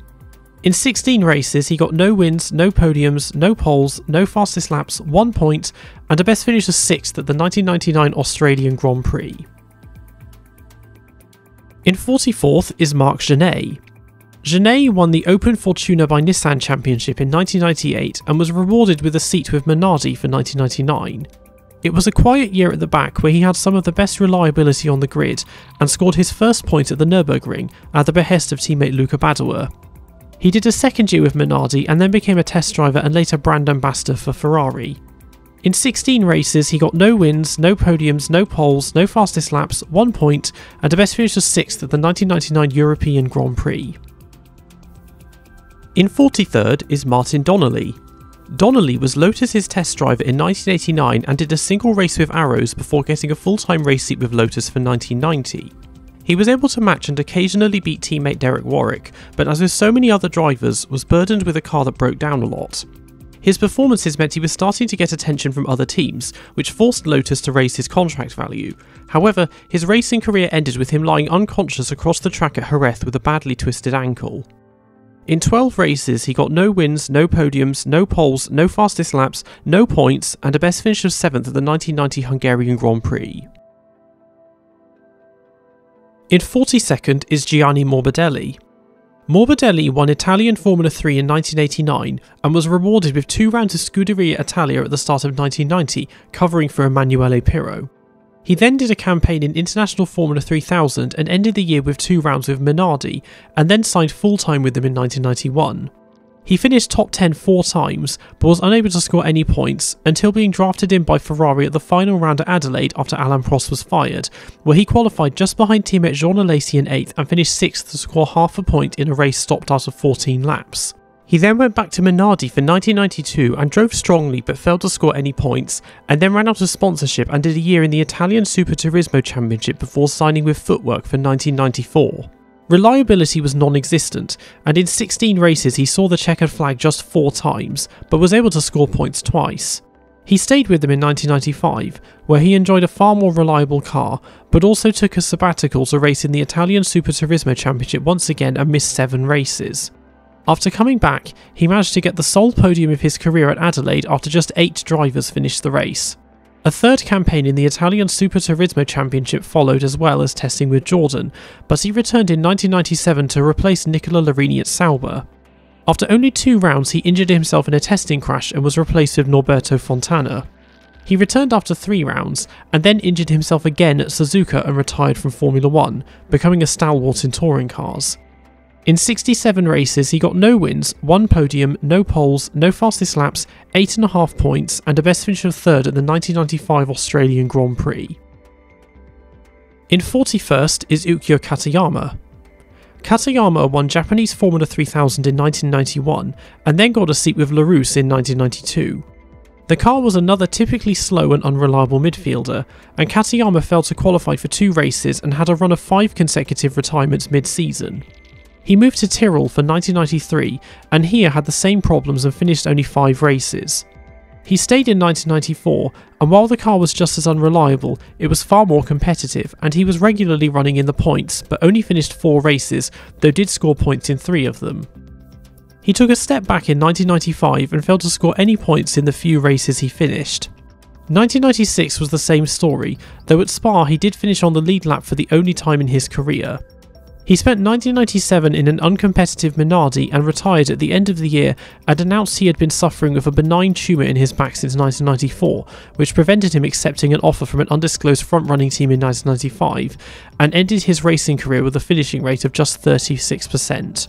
In 95 races he got no wins, no podiums, no poles, no fastest laps, 5 points, and a best finish of 5th at the 1994 Brazilian and San Marino Grand Prix. The first driver to break the top 40 is Nicola Larini. Larini first entered Formula 1 in 1987 and in 1990 signed for Ligier. The car was incredibly reliable, with Larini having only 2 breakdowns all year, but it wasn't particularly fast, and he finished 7th twice and failed to score any points. He joined the new Scuderia Modena for 1991, but as a new team they had to go through pre-qualifying, and he qualified only 5 times and could do no better than a 7th at the opening round at Phoenix. Modena folded at the end of that year and he became a development driver for Ferrari whilst also racing in Italian touring cars. He was drafted in for the final 2 rounds to replace Ivan Capelli and test out the active suspension he had helped develop, but had to start both races from the back and didn't score any points. He won DTM in 1993 and then was brought back by Ferrari for 2 races early on in 1994. He got caught in the first corner pile-up at Okayama and got Ferrari in a bit of trouble by claiming he had used traction control in practice after it had been banned, but at Imola managed to finish second to take his first podium and first points, but it was overshadowed by the death of Ayrton Senna. He went back to DTM, but 3 years later was able to get a seat with Sauber, who had started using Ferrari engines. He scored a point at the opening round but left after only 5 races due to a series of disagreements with Peter Sauber and has since had a long touring car career. In 30 races he got no wins, 1 podium, no poles, no fastest laps, 7 points and a best finish of 2nd at the 1994 San Marino Grand Prix. In 39th is Aguri Suzuki. Suzuki stormed through the domestic Japanese ladder in the 1980s and won Japanese Formula 3000 in 1988, and did a single race for Larousse, and then signed full-time with Zakspeed in 1989, but failed to qualify for any races. He returned to Larousse for 1990. Breaking out of pre-qualifying in the first half of the season was not a problem. Indeed, he could sometimes qualify in the top 10. A couple of points finishes came before his day of days at Suzuka, where he finished 3rd, becoming the first Japanese Formula 1 driver to score a home podium and the first Asian driver to get a podium. He stayed with them for 1991 and started strongly by scoring a point. However, he would never again see the checkered flag, as he failed to qualify for 4 races and retired from the remaining 11. In 1992 he moved over to footwork. He struggled here, however, as he failed to qualify for 2 races and didn't score any points, while teammate Michele Alboreto scored 6. A second year with the team was much of the same, with him qualifying for every race but not scoring any points and having a run of 8 consecutive retirements. He did a single race with Jordan in 1994, which was followed by a campaign in Japanese touring cars. He signed with Ligier in 1995 on the insistence of their engine suppliers Honda and shared a seat with Martin Brundle, though Brundle did the bulk of the races. He ran the first 3, then scored a point at Hockenheim mid-season, then returned at the end, but after crashing at Suzuka and injuring his neck he immediately retired from Formula 1. Following his driving career came a long management career, founding ARTA in Super GT, Super Aguri in Formula 1 and Team Aguri in Formula E, and had a SNES racing game named after him in 1992. In 64 races he got no wins, 1 podium, no poles, no fastest laps, 8 points and a best finish of 3rd at the 1990 Japanese Grand Prix. In 38th is Ivan Capelli. Capelli's F1 career began in 1985 and he joined March in 1987 and stayed with them when they became Leighton House in 1990. He suffered with poor reliability and in the first half of the season had to go through pre-qualifying, but was only eliminated twice compared to team Mauricio Gugelmin's 5 times. Capelli then got a surprise 2nd place at Magny-Cours, having come within 3 laps of winning the race, showing the effectiveness of the car when it was working, which wasn't very often. 1991 was much of the same, but this time he finished just 2 races, and after the team's finances collapsed stood aside for the final 2 rounds in favour of Karl Wendlinger, but still invested his own money in the team to help keep them afloat. He initially signed with Scuderia Italia for 1992, but reneged on this when offered a seat with Ferrari, but the car was less competitive than expected and he struggled to bond with the less congenial nature of the team. He once again finished just 3 races and was dropped with 2 rounds remaining. He then tried to find his confidence again with Jordan in 1993, but after failing to qualify at Interlagos, decided to walk away. In 43 races he got no wins, 1 podium, no poles, no fastest laps, 10 points, and a best finish of 2nd at the 1990 French Grand Prix. In 37th is JJ Leto. Jyrki Johanni Järvelehto joined Formula 1 at the end of 1989 with Onyx and stayed with them for 1990. He managed to drag the uncompetitive car out of pre-qualifying 5 times before the team folded mid-season, and then joined Scuderia Italia for 1991. He had to do pre-qualifying again in the first half of the season, which he easily got out of, and got a shock 3rd place at Imola, but otherwise only finished 4 other races and scored no further points. He stayed with them in 1992, and while the car was far more reliable, and he no longer had to do pre-qualifying, he was unable to score any points despite finishing top 10 8 times in a car with fundamental handling problems, and also failed to qualify at Hungary. He joined the new Sauber team for 1993 and early on was able to score points, but as the season went on was outperformed by teammate Karl Wendlinger, but was able to finish top 10 every time he saw the checkered flag. He got his big break in 1994 by landing the 2nd seat at Benetton alongside Michael Schumacher. However, he injured himself in pre-season testing, so his seat was taken for the first 2 rounds by test driver Jos Verstappen. He returned at Imola, but stalled on the grid and was rear-ended at full speed by Pedro Lamy. After a few rounds it was clear he had not fully recovered, so from Magny-Cours onwards his seat was taken by Verstappen again. He returned for 2 rounds later on, filling in for the suspended Schumacher, but failed to score any points in the fastest car on the grid and so was dropped. He then returned to Sauber for the final 2 rounds, but he was not kept beyond that and moved on to touring cars and sports cars. In 60 races he got no wins, 1 podium, no poles, no fastest laps, 10 points, and a best finish of 3rd at the 1991 San Marino Grand Prix. In 36th is Karl Wendlinger. Wendlinger started his career out with Mercedes, first of DTM and then in the World Sports Car Championship, partnering up with Michael Schumacher, Heinz-Harald Frentzen, Mario Baldi and Jean-Louis Schlesser. At the end of 1991, he did 2 races with Leighton House and stayed with them when they reverted back to March in 1992. The cash-strapped team struggled, but he was able to comfortably outperform teammates Paul Belmondo and Emanuele Naspetti and scored the team's only points with 4th at Montreal. He was dropped with 2 rounds remaining in favour of Jan Lammers and joined the new Sauber team for 1993, reuniting with his Mercedes boss Peter Sauber. He had a difficult start with 5 consecutive retirements, including colliding with Michael Andretti and teammate JJ Lesso, but the car was at the upper end of the midfield and he began scoring regular points and became the team's lead driver. He stayed with them for 1994 and had a very strong start with 6th at Interlagos and 4th at Imola, but crashed at the Nouvelle Chicane in practice at Monaco and hit his head on an Armco barrier, being left in a coma for several weeks, only 2 weeks after the fatal accidents of Ayrton Senna and Roland Ratzenberger, and major crashes for Rubens Barrichello, JJ Leto and Pedro Lamy. He did not race again that year, but still returned to the team for 1995. However, it was clear early on that he had lost his edge, as he was not much faster than Minardi, Simtek, Forti and Pacific, and was dropped after 4 rounds. He was brought back for the final 2 rounds, but there was little improvement in pace, and he was not retained again.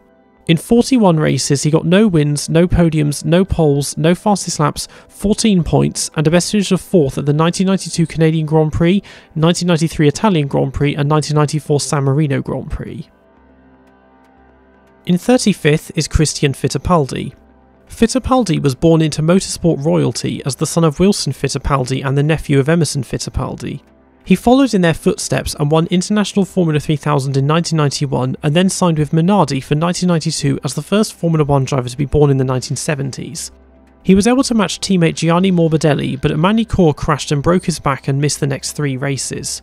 When he returned, he failed to qualify twice in a row, but then did score a rare point for Minardi at Suzuka. He stayed with them for 1993 and started strong by matching their best ever results with 4th at Kyalami. Regular top 10 finishes and another points finish at Monaco came along, but he was dropped with 2 rounds remaining and moved to footwork for 1994, perhaps for rear-ending teammate Pierluigi Martini whilst crossing the finish line at Monza. The car was more competitive than at Minardi and he got 2 more 4th places and several more top 10 finishes, also being spared most of the reliability problems which went to Morbidelli who had joined him there. He left Formula 1 at the end of the year and began racing in the States. In 40 races he got no wins, no podiums, no poles, no fastest laps, 12 points, and a best finish of 4th at the 1993 South African Grand Prix and 1994 Pacific and German Grand Prix. In 34th is Jos Verstappen. Jos the Boss was prime real estate after his first Formula 1 test of footwork in 1993 and was contacted by every team except Ferrari and Williams and eventually became Benetton's test driver for 1994, as he felt he needed a year to prepare himself. He ended up driving for them in the first 2 races of the season, however, after JJ Lehto injured himself in a testing crash, but did not make the best impression as he was in a 4-car pile-up at Interlagos and then spun off at Okayama. 5 races later he returned as Lehto was still injured and not up to par, and spun off again at Magny-Cours, and then famously went up in flames in the pit lane at Hockenheim after getting doused in petrol. He finally managed to perform equal to the task with 2 podiums in Hungary and Belgium, despite having to have teammate Michael Schumacher let him unlap himself in order to get the podium at Hungary, but crashed out again at the start of Monza and then again in Jerez. After this, he was demoted back to test driver and his seat was given to Johnny Herbert in a failed attempt by Benetton to clinch the Constructors' Championship. He was loaned to backmarkers Simtek for 1995. He had no problems beating teammate Domenico Schiatarella, but the car only allowed him to finish a single race before the team folded, and he was let go by Benetton at the end of the year. He moved to footwork, but he scored points just once and finished only 4 races, and also had a major crash at Spa that left him with a prolonged neck injury. He was meant to stay for a second year until Damon Hill became available, so instead went to Tyrrell. He had a more reliable car, but it was much slower and he failed to score any points. Once again, the team wanted him for a second year, but new owners British American Tobacco wanted his former teammate at Footwork Ricardo Rossit instead, which forced team founder Ken Tyrrell to leave in disgust, and a year later they became BAR. Instead, he moved to his 5th team in 5 years after replacing Jan Magnussen at Stewart midway through 1998, but wasn't much better and once again scored no points. He joined the new Honda project in 1999 and tested with them in their preparations to revive the old team, but after team principal Harvey Postlethwaite's untimely death the plans were scrapped and they went back to being an engine supplier, and he spent a few years with Arrows and Minardi in the 2000s. These days, he spends an inordinate amount of time hanging around the paddock for a washed 90s midfielder. Oh, and he has a son called Max, I don't know if you've heard of him. In 56 races, he got no wins, 2 podiums, no poles, no fastest laps, 11 points, and a best finish of 3rd at the 1994 Hungarian and Belgian Grand Prix. In 33rd is Stefano Modena. Modena debuted in Formula 1 at the end of 1987 with Brabham, then did a year with Eurobrunn, then went back to Brabham again and stayed with them for 1990. He scored points at the opening round, but no others all year, but still comfortably outperformed rookie teammate David Brabham, and unlike him was able to qualify for every race. He moved to Tyrrell in 1991 and started very strongly with points at Phoenix, running 3rd at Imola before the gearbox died, qualifying on the front row at Monaco, and then getting a sensational 2nd place at Montreal. His and the car's form dropped in the second half of the season, however, but he was still far ahead of teammate Satoru Nakajima. He moved to Jordan in 1992, who had taken a major step back from their inspired 191, and he failed to qualify for 4 races and didn't finish one until the 12th round at Spa, and only scored points at the final round, and after falling out with the team over his attitude problem was left without a drive. In 44 races he got no wins, 1 podium, no poles, no fastest laps, 13 points, and a best finish of 2nd at the 1991 Canadian Grand Prix. In 32nd is Roberto Moreno. The original Mr. Super Sub, Moreno had an intermittent Formula 1 career in the 1980s and joined Eurobrunn in 1990. He twice managed to get the car on the grids to teammate Claudio Langes' Zero, and when the team folded after the Spanish Grand Prix, managed to join Benetton for the final 2 rounds to replace the injured Alessandro Nannini. He finished 2nd at Suzuka, courtesy of Senna and Prost, and got a full-time seat for 1991. The car was less competitive than anticipated, and both Moreno and champion teammate Nelson Piquet struggled in it. Moreno managed to finish 4th with fastest lap at Spa, but was then paid off in favour of Michael Schumacher, who had made a big impression on his debut there. He was given Schumacher's seat at Jordan for 2 rounds, then replaced Gianni Morbidelli at Minardi for the final round, who in turn was replacing Alain Prost at Ferrari. He entered 1992 without a drive, but early on was offered a seat with Andrea Moda, who after 2 rounds had already humiliated themselves by not paying the entry fee for the year and firing both their drivers for calling them out for not having race-ready cars. He agreed to join on the condition that they pay him $10,000 upfront in cash. The car was poorly designed, poorly constructed, and poorly maintained by a team of hopelessly unqualified mechanics, and despite usually only managing half a dozen laps in pre-qualifying before something broke, not only managed to qualify at Monaco, but not qualify last, though he ran last in the race and lasted only 11 laps before the engine died. The deeply corrupt and incompetent team were eventually kicked out of the sport, and he was left without a drive and went into touring cars. He returned to Formula 1 in 1995 with the new 40 team, who were far more well prepared and organised than Andrea Moda, but still very uncompetitive. He was often matched by rookie pay driver teammate Pedro Diniz and did no better than 14th and crashed into the pit wall at the final round and left the sport. In 36 races, he got no wins, 1 podium, no poles, 1 fastest lap, 14 points, and a best finish of second at the 1990 Japanese Grand Prix. In 31st is Bertrand Gachot. Gachot debuted in Formula 1 in 1989 with backmarkers Onyx and Real, using his business skills to help them attract sponsorship, and moved to fellow backmarkers Coloni for 1990. It ended up being a wasted year in which he failed to qualify for a single race.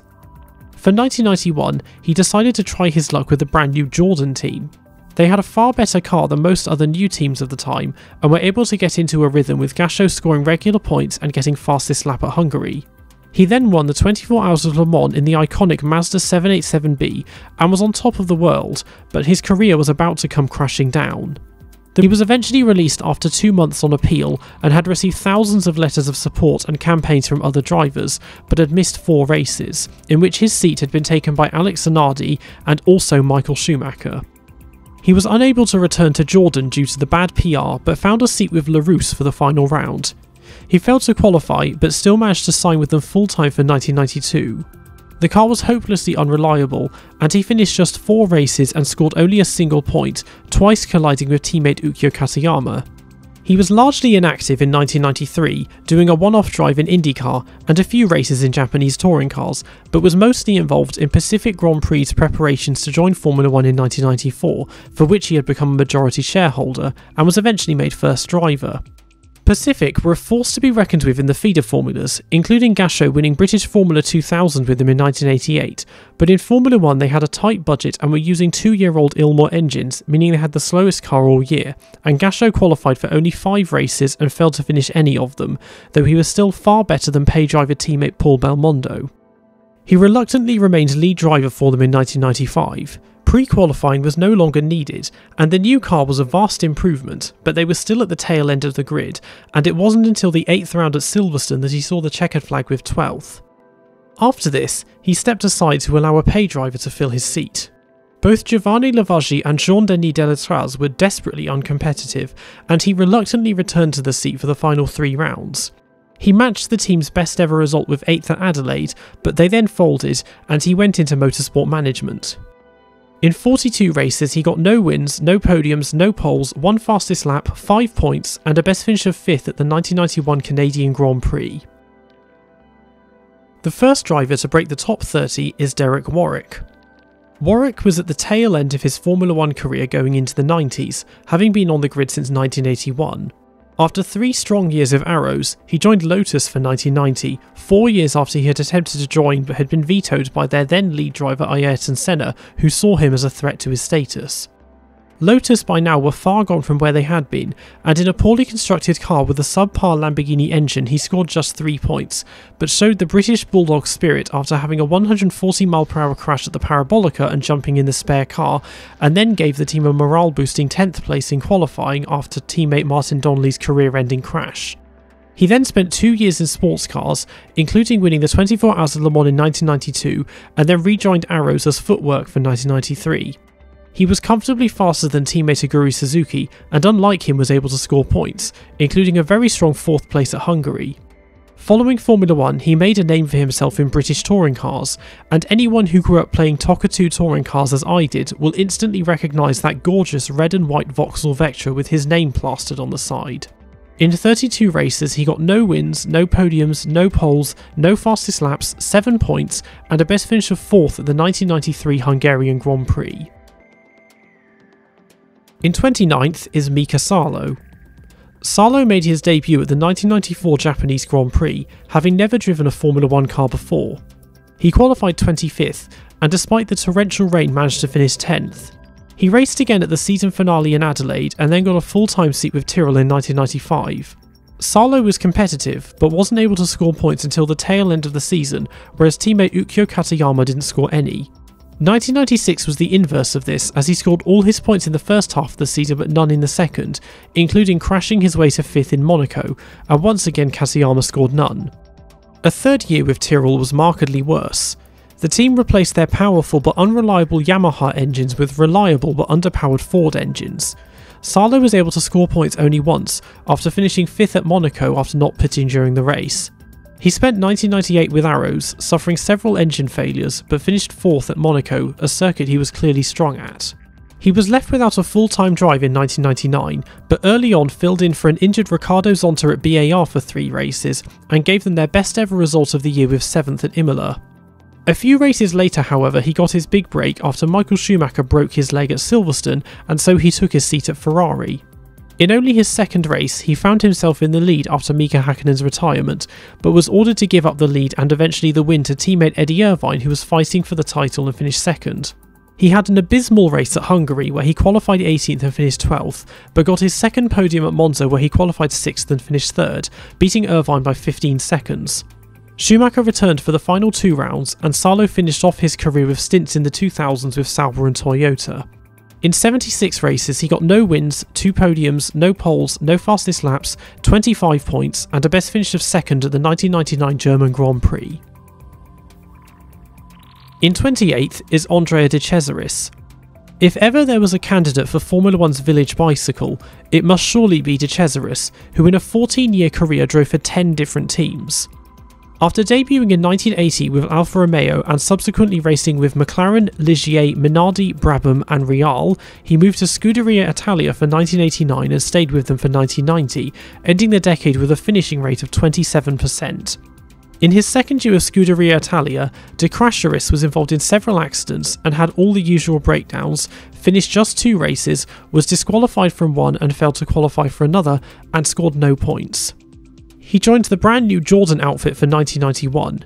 He failed to qualify at the opening round after stalling the car, and after a few breakdowns started scoring regular points along with teammate Bertrand Gachot. His form faded a little in the second half of the season, despite running in second at Spa before the engine blew, and he scored no points after the summer break. Jordan securing sponsorship from Barclays Cigarettes for 1992 meant the Marlboro-backed De Cesaris had to leave and join Tyrrell. He had a strong car and scored points 4 times, but in 1993 they switched to uncompetitive Yamaha engines and he didn't score any. He was left without a drive for the first time at the start of 1994, but returned to Jordan for 3 races following Eddie Irvine's 3-race ban for causing a 4-car pile-up at Interlagos. He crashed at Imola but finished 4th at Monaco, and 2 races later was picked up by Sauber.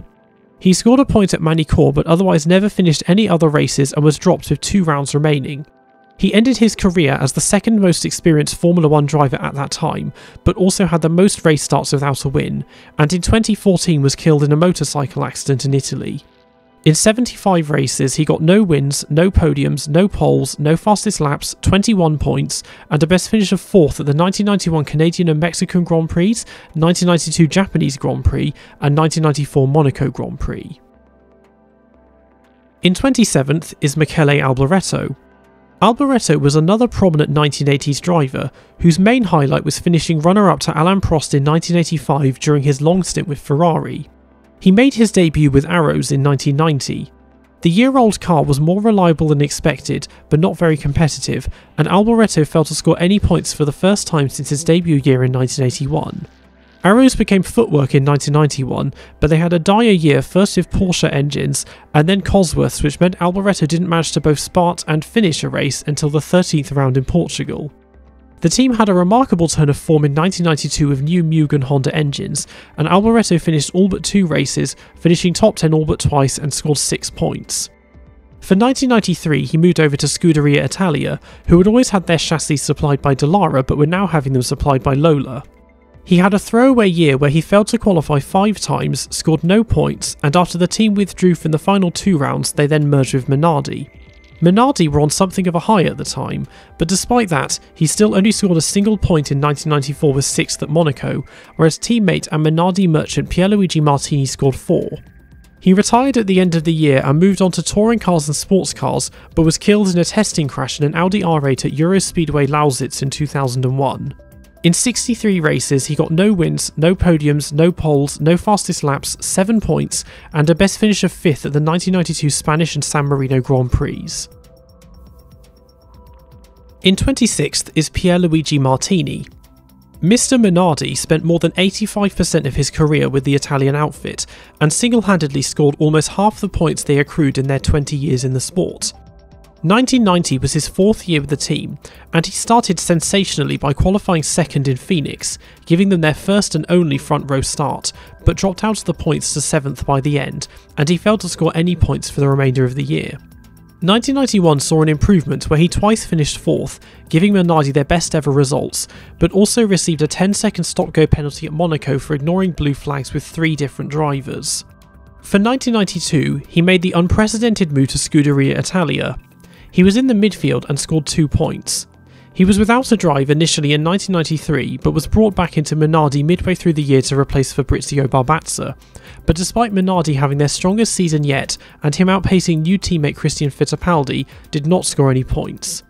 He stayed with them in 1994 and scored 4 points to teammate Michele Alboretto's 1.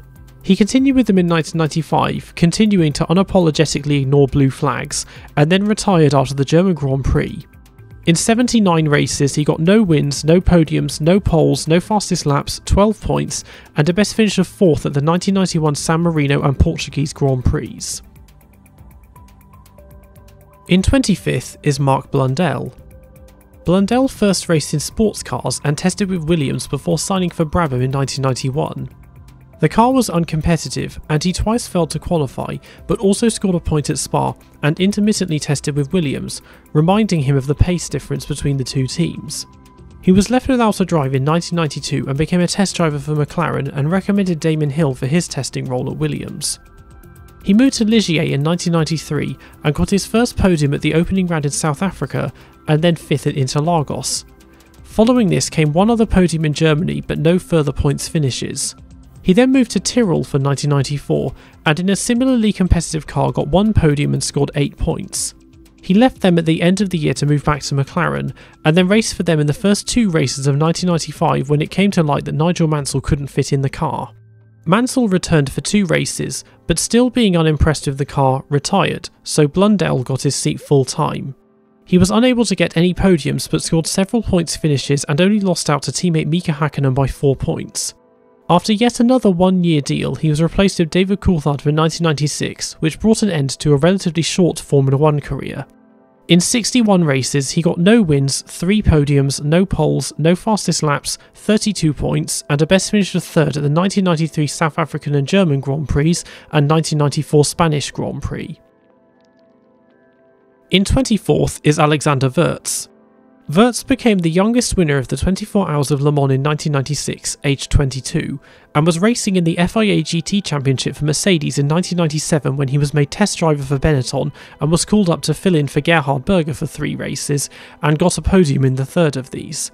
He then replaced Berger full-time for 1998 and drove very strongly with a succession of 4th place finishes and a fastest lap, and beat teammate Giancarlo Fisichella by 1 point, despite him getting 2 second place finishes and a pole position, though Wurz was on course for 2nd at Monaco before being taken out by Michael Schumacher. Benetton went backwards in 1999 and he scored points only twice, despite several top 10 finishes, and he also himself was massively outscored by Fisichella, who got a podium at Montreal. He had a 3rd, even less successful season with Benetton in 2000 and then had years of testing and intermittent racing with McLaren and Williams. In 35 races he got no wins, 1 podium, no poles, 1 fastest lap, 24 points and a best finish of 3rd at the 1997 British Grand Prix. In 23rd is Jarno Trulli.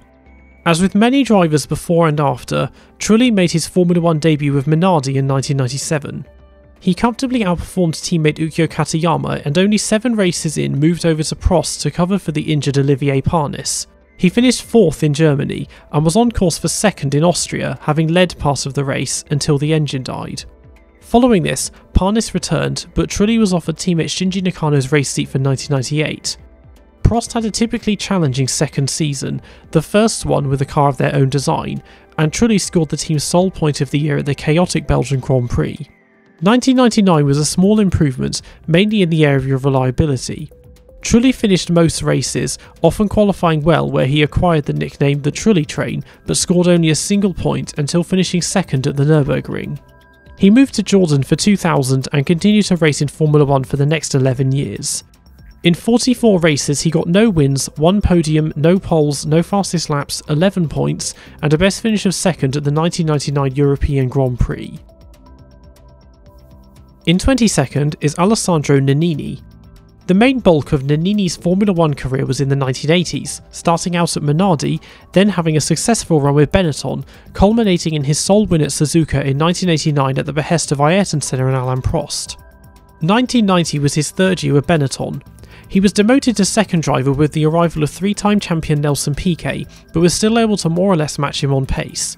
He finished third with fastest lap at Imola and twice almost won races, not pitting at Hockenheim but being passed by Senna near the end, then hounding Thierry Boutsen for the lead in Hungary but getting punted off by Senna. He finished third again in Spain, but only a week later was involved in a helicopter crash near his vineyard in Siena in which he lost his right forearm, ending his Formula 1 career. In 14 races he got no wins, 3 podiums, no poles, 1 fastest lap, 21 points, and a best finish of second at the 1990 German Grand Prix. In 21st is Thierry Boutsen. Boutsen's Formula 1 career began in 1983 with a long stint at Arrows, and then more successful stints with Benetton and Williams, getting 2 wins with the latter in 1989. He stayed with them in 1990. The car was very strong, and Boutsen comfortably outscored teammate Riccardo Patrese. He finished top 5 in every race he finished, got fastest lap in Germany and then pole in the win in Hungary, defiantly holding up Ayrton Senna, and finished 6th in the standings. He was booted out in favour of Nigel Mansell for 1991, and after discussions with Ferrari ended up at Ligier. He struggled to adjust to being in such an uncompetitive team, and in 2 seasons scored just 2 points, with 5th at his final race for them at Adelaide. He began 1993 without a drive, but after Ivan Capelli retired only 2 races in, he took his seat at Jordan. The car was ill-fitting for him, and he scored no points and was consistently beaten by much younger teammate Rubens Barrichello. His home race at Spa ended up being his final one, but he crashed out on the first lap. In 58 races, he got 1 win, 3 podiums, 1 pole position, 1 fastest lap, and 36 points. The first driver to break the top 20 is Martin Brundle. Brundle's junior career was intertwined with Ayrton Senna, with them competing tooth and nail for the British Formula 3 title in 1983, with Brundle losing outright at the end. Both drivers moved to Formula 1 for 1984, but their careers went in very different directions. Brundle nearly lost his left foot early on, which left him with permanent injuries that prevented him from left foot braking, and had spells alternating between midfield teams in Formula 1 and the front-running Jaguar in the World Sports Car Championship in the 1980s, and began the 90s with a sports car stint but returned to Brabham for 1991, who he had done a season with in 1989. Brabham were fading fast, and despite the car being reasonably reliable, he scored only 2 points with a 5th at Suzuka. He finally, however, got a proper chance in a front-running team by signing for Benetton for 1992, alongside a young Michael Schumacher. He never once out-qualified Schumacher, but performed very strongly in the races, 5 times getting podiums and twice almost winning races, being denied in Canada after a transmission failure, and losing out on strategy to Schumacher at Spa, who took his first win. Despite his very strong campaign, he was dropped by Benetton and moved to Ligier for 1993. It was a less competitive car, but he still had a strong year, getting a single podium and scoring points 6 other times to finish best of the rest in 7th, with the rest in this context being drivers in cars without active suspension. Another move came in 1994, this time to McLaren, taking the vacant seat left by Senna. He joined at just the wrong time, however, as McLaren were in a rapid decline, and with him and teammate Mika Hakkinen, McLaren failed to win a race for the first time since 1980. Brundle finished very few races, courtesy of the new Peugeot engines, but still got 2 podiums as second at Monaco and third in Adelaide. He moved back to Ligier in 1995, but had to share his seat with the Mugen Honda-backed Guru Suzuki. He did the main bulk of the races and was by far the stronger driver, and got yet another podium at Spa. He then moved to Jordan for 1996, his 8th team. He had a difficult start with a massive crash in Melbourne, but still competed at the next race. It was a disappointing season with retirements from 8 of the 16 races, but 8 points scored in an upper midfield car. He was left without a drive for 1997 and ended his career with the second most race starts and podium finishes without a win. Anyone know what he's up to these days?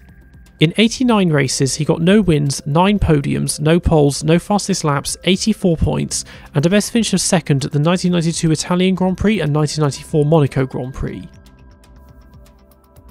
In 19th is Ralf Schumacher. As a child, Ralf decided to pursue motor racing, following in the footsteps of his older brother who he'd always looked up to. Someone called Michael, I think? He spent a year in Japan in 1996 where he won Formula Nippon and then got a seat with Jordan for 1997. He got his first podium in only his third race and first classified finish, though he could have won the race had he and teammate Giancarlo Fisichella not collided and scored points several times, but also had several accidents, including colliding with Fisichella again at the start of the Nürburgring. For 1998 he was joined by Damon Hill, but had a terrible first half of the season, finishing only 3 of the first 8 races, none of which were in the points. After Mike Gascoigne was brought in and completely revamped the car, he and Hill started scoring points, and at a chaotic Belgian Grand Prix, he finished second behind Hill to give Jordan their first win and first 1-2, though he had been ordered not to challenge Hill for the win, who himself had threatened to crash into him if he did. He got another podium at Monza, and following the Spa scandal and Eddie Jordan's general mistreatment of him, Michael bought Ralf out of his contract 1 year early and he moved to Williams for 1999. He began the season with a podium and got 2 more that year, as well as numerous other points finishes in what for Williams was not a particularly competitive car, whereas teammate Alex Zanardi failed to score a single point. He raced for several more years with Williams, continuing to live in his older brother's shadow. In 49 races, he got no wins, 6 podiums, no poles, 1 fastest lap, 62 points, and a best finish of second at the 1998 Belgian Grand Prix and 1999 Italian Grand Prix. In 18th is Johnny Herbert. Herbert's Formula 1 career almost didn't happen after a major crash at Brands Hatch in F3000 in 1988, in which he narrowly avoided having a double amputation and was left with permanent injuries to his feet, meaning he always struggled with braking. He did an alternating campaign between F3000 and Benetton and Tyrrell in Formula 1 in 1989, and then joined Lotus right at the end of 1990 to replace an injured Martin Donnelly after a few campaigns in Japan. He did a part-time campaign with them in 1991 while continuing to race in Japan and winning the 24 Hours of Le Mans. He shared his seat with Michael Bartels, but unlike him was able to consistently qualify for races, but was behind teammate Mika Hakkinen on pace and failed to score any points. He was given the seat full-time in 1992 and scored 2 points, but in yet another unreliable car finished just 4 races and was largely outscored by Hakkinen. Reliability wasn't much better in 1993, but he drove strongly and finished 4th 3 times, comfortably outperforming new teammates Alex Zanardi and Pedro Lamy. Reliability improved drastically in 1994, but he was unable to score any points despite coming close several times. But after the Belgian Grand Prix, he had his Lotus contract bought out by Tom Walkinshaw and joined Ligier for the next race, and after impressing them was drafted into Benetton to replace Jos Verstappen for the final 2 rounds, in the hopes that he could help the team secure the Constructors' Championship, but he failed to finish either race. He was given the seat full-time for 1995 alongside the now defending champion Michael Schumacher. He wasn't on par with Schumacher, who had a way of vacuuming up resources and team members, and collided with other drivers in Brazil, Canada and France, but at Silverstone took his first win, and a home win, after Schumacher and Damon Hill collided. He then won again at Monza after Schumacher and Hill collided once again. He then finished 3rd in Japan and ended the year 4th in the standings, while Schumacher cruised to the title. He was dropped by Benetton at the end of the year and moved to Sauber for 1996. He finished only 7 races but got a podium at Monaco as the 3rd of only 3 drivers to cross the finish line, but otherwise scored no other points. 1997 was a vast improvement, as he never finished outside the top 10, got regular points, another podium at Hungary and comfortably outperformed teammates Nicola Larini, Gianni Morbidelli and Norberto Fontana. A 3rd year with Sauber beckoned in 1998.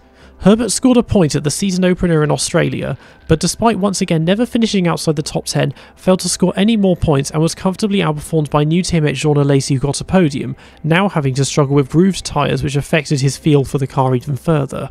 For 1999, he decided to move to Stewart.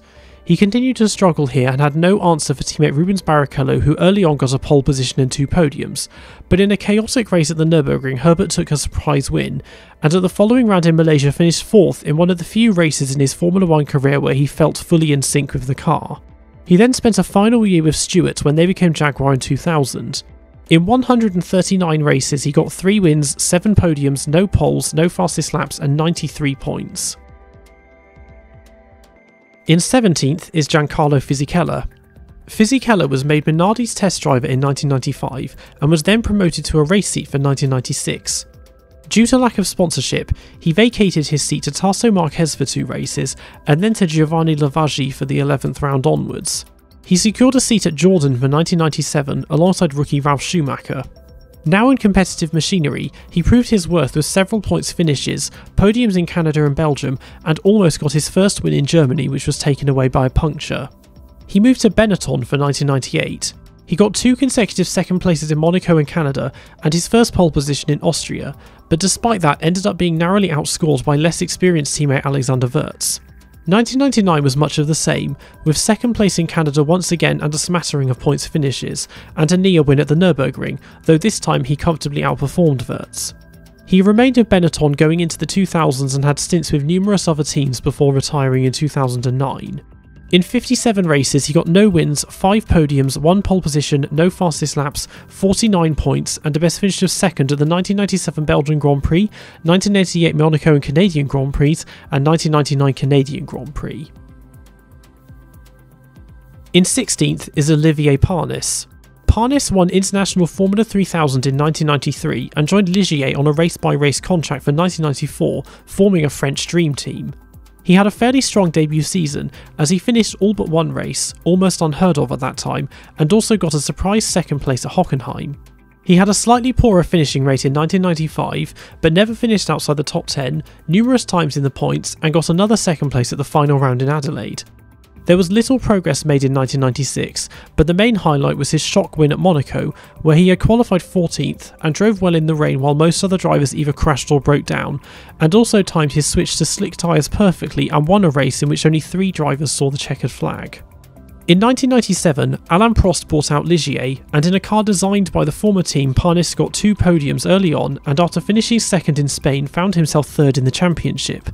However, he then broke both legs in a crash in Canada and missed the next 7 races. When he returned, he had a specially enlarged brake pedal installed in order to allow him to brake with both feet. Despite missing a large chunk of the season and not winning any races, he still outscored himself from 1996. Prost plummeted down the grid in 1998 with their first in-house car design, and Panis also struggled with the metal pins still in his legs and failed to score a single point all year. An improved car in 1999 meant he regularly qualified in the top 10, but poor reliability and poor strategy decisions meant he scored only 2 points and left Prost at the end of the year. He then had a year out and saw out his Formula 1 career with BAR and Toyota. In 90 races he got 1 win, 5 podiums, no poles, no fastest laps and 56 points. In 15th is Heinz-Harald Frentzen. Frentzen made his debut with Sauber in 1994. He had a spirited start as at Okayama he scored points in only his second race. At Monaco, he and the team withdrew from the race after teammate Karl Wendlinger crashed and ended up in a coma for several months. Frentzen and new teammate Andrea De Cesaris struggled with reliability for the rest of the year, but his main highlight was 4th in France. His second year with the team was far better, and he scored points at most races and got his first podium at Monza. The team regressed back in 1996 however, and Frentzen scored points in just 3 races, including retiring in the pit lane on the final lap in Monaco and being classified 4th while teammate Johnny Herbert finished 3rd. He got his big break in 1997 by taking the seat of defending champion Damon Hill at defending champions Williams. He almost got a podium in his first race with them until suffering a brake failure with 3 laps to go. At Imola, he took his first win and his first fastest lap, and at the following round in Monaco he got his first pole position, but started a wet race on dry tyres and later crashed out. He drove relatively inconsistently after this and had a run of 3 consecutive retirements, but ended the season very strongly with 5 consecutive podium finishes and fastest lap in each of the final 3 rounds, and after Michael Schumacher's exclusion from the championship he ended the season runner-up in the standings to teammate Jacques Villeneuve. Williams lost their advantage in 1998 with the replacement of their Renault engines with Mechachrome ones, and got a podium at the season opener in Australia, but otherwise got no others and scored semi-regular points but was once again outperformed by Villeneuve. He left the team at the end of the year and joined Jordan for 1999 to partner the man he'd replaced at Williams. The year started very well with a pair of podiums, and he took an unexpected win in torrential rain at Magny-Cours. After Michael Schumacher crashed and broke his leg at the following round at Silverstone, Frentzen suddenly found himself as a potential title contender against Schumacher's teammate Eddie Irvine, defending champion Mika Hakkinen, and his teammate David Coulthard. From here on, he started finishing top 4 and got a podium at Spa and a second win at Monza after Hakkinen uncharacteristically spun off, which brought him to within 10 points of Hakkinen and Irvine. At the following round at the Nürburgring, he took pole position and was leading the race with both Hakkinen and Irvine outside of the points, which would have left him tied on points with them with only 2 rounds to go. However, he left his car in anti-stall after his first pit stop, and at the following round in Malaysia he dropped out of contention and finished 3rd in the standings, having scored almost 10 times the points of Hill. No further chances at the title came after this, and he spent the rest of his career in the midfield. In 97 races he got 3 wins, 15 podiums, 2 pole positions, 6 fastest laps and 142 points. In 14th is Eddie Irvine. The loudmouthed Irishman made a big impression for a variety of reasons when he debuted with Jordan at Suzuka in 1993. He joined a very exclusive club of drivers who scored points on their debut by finishing 6th, but in the process unlapped and cut off race leader Ayet and Senna, who sought him out afterwards and punched him in the face. He crashed out in Adelaide, but secured a full-time seat in 1994. He then caused a 4-car pile-up at Interlagos and was given a 1-race ban, which increased to 3 races when he appealed the decision. He finished just 1 of the next 8 races and was given a 1-race ban suspended for 3 races after colliding with Johnny Herbert on the first lap at Monza and triggering another pile-up. He then collided with Damon Hill during qualifying at Estoril and narrowly avoided losing his super licence. He partially redeemed himself with a 4th and 5th after this and stayed with Jordan for 1995. He had a first lap collision with Mika Hakkinen in Argentina, but then started to turn things around and got his first podium in Canada. He announced a new 2-year contract with Jordan at Jerez, but Ferrari then intervened and bought him out of his contract, and he joined them in 1996 as part of a complete team revamp along with defending champion Michael Schumacher. Irvine got a podium at the opening round in Australia, but otherwise was far behind Schumacher, who won 3 races, and Irvine suffered a run of 9 consecutive non-finishes and scored just 11 points. In 1997, Schumacher brought over several key staff from Benetton, and they ran the same car but heavily modified, which in Schumacher's hands was a title contender, but Irvine was highly inconsistent, getting 5 podium finishes but also finishing 16th in Brazil, getting a 10-second stop-go penalty in Spain for ignoring blue flags, and colliding with Mika Hakkinen again in Canada. He had still done enough to be retained for 1998 however, despite scoring less than a third of Schumacher's points. He had a far better season in what was another championship contending car, and got 8 podium finishes, but no wins, and finished 4th in the standings, and also got a 2-year extension to his contract. He was straight out of the blocks in 1999 as he took his first win at the season opener in Australia, but bad luck over the next few races meant he did not hold the championship lead for long. He finished on the podium for the 3rd year in a row at Monaco, and got his first fastest lap in Canada. At Silverstone, Schumacher broke his leg in a crash which put him on the sidelines and meant Irvine assumed the role of team leader and unwittingly became a title contender against defending champion Mika Hakkinen. He won the next 2 races which gave him the title lead back, but lost it again only 2 races later. Hakkinen uncharacteristically spinning off in Monza brought him back into the game, but in classic Ferrari fashion the team blew a complete open goal at the Nürburgring with a 48-second pit stop that left him out of the points in 7th. Schumacher returned for the final 2 rounds, and Irvine won the inaugural Malaysian Grand Prix to retake the championship lead, but Ferrari were later disqualified for having illegal barge boards, provisionally handing Hakkinen the title. Ferrari appealed this and the win was reinstated, but at the season finale at Suzuka, Irvine crashed out in qualifying and started 5th and finished 3rd, while Hakkinen won, losing the title but just 2 points. But his efforts in Schumacher's absence and with a lacklustre Mika Salo as replacement was still enough to give Ferrari their first constructors' title since 1983. Had the current point system been in effect at the time, Irvine would have won the championship by 17 points. Championship or no championship, he had still already signed a contract with the soon-to-be Jaguar for 2000, being replaced in his number 2 role at Ferrari by former Jordan teammate Rubens Barrichello. In 96 races he got 4 wins, 24 podiums, no poles, 1 fastest lap and 173 points. In 13th is Nelson Piquet. Piquet was one of the stars of the 1980s, winning 3 championships. After winning his 3rd title in 1987 with Williams, he spent 2 largely fruitless years at a fading Lotus and then moved to the up-and-coming Benetton for 1990. He had joined Benetton at the last minute on a not particularly generous contract, but their recruitment of John Barnard gave them a stronger than expected car, and Piquet was regularly running at or near the front and got podium finishes in Canada and Hungary. He won the penultimate round at Suzuka following Alain Prost and Ayrton Senna's famous collision, and then won the final round at Adelaide after holding off former teammate Nigel Mansell, which meant he jumped from 7th to 3rd in the standings. 1991 did not go so well with various non-finishes, though Piquet took the final win of his career in Canada after Mansell broke down on the final lap.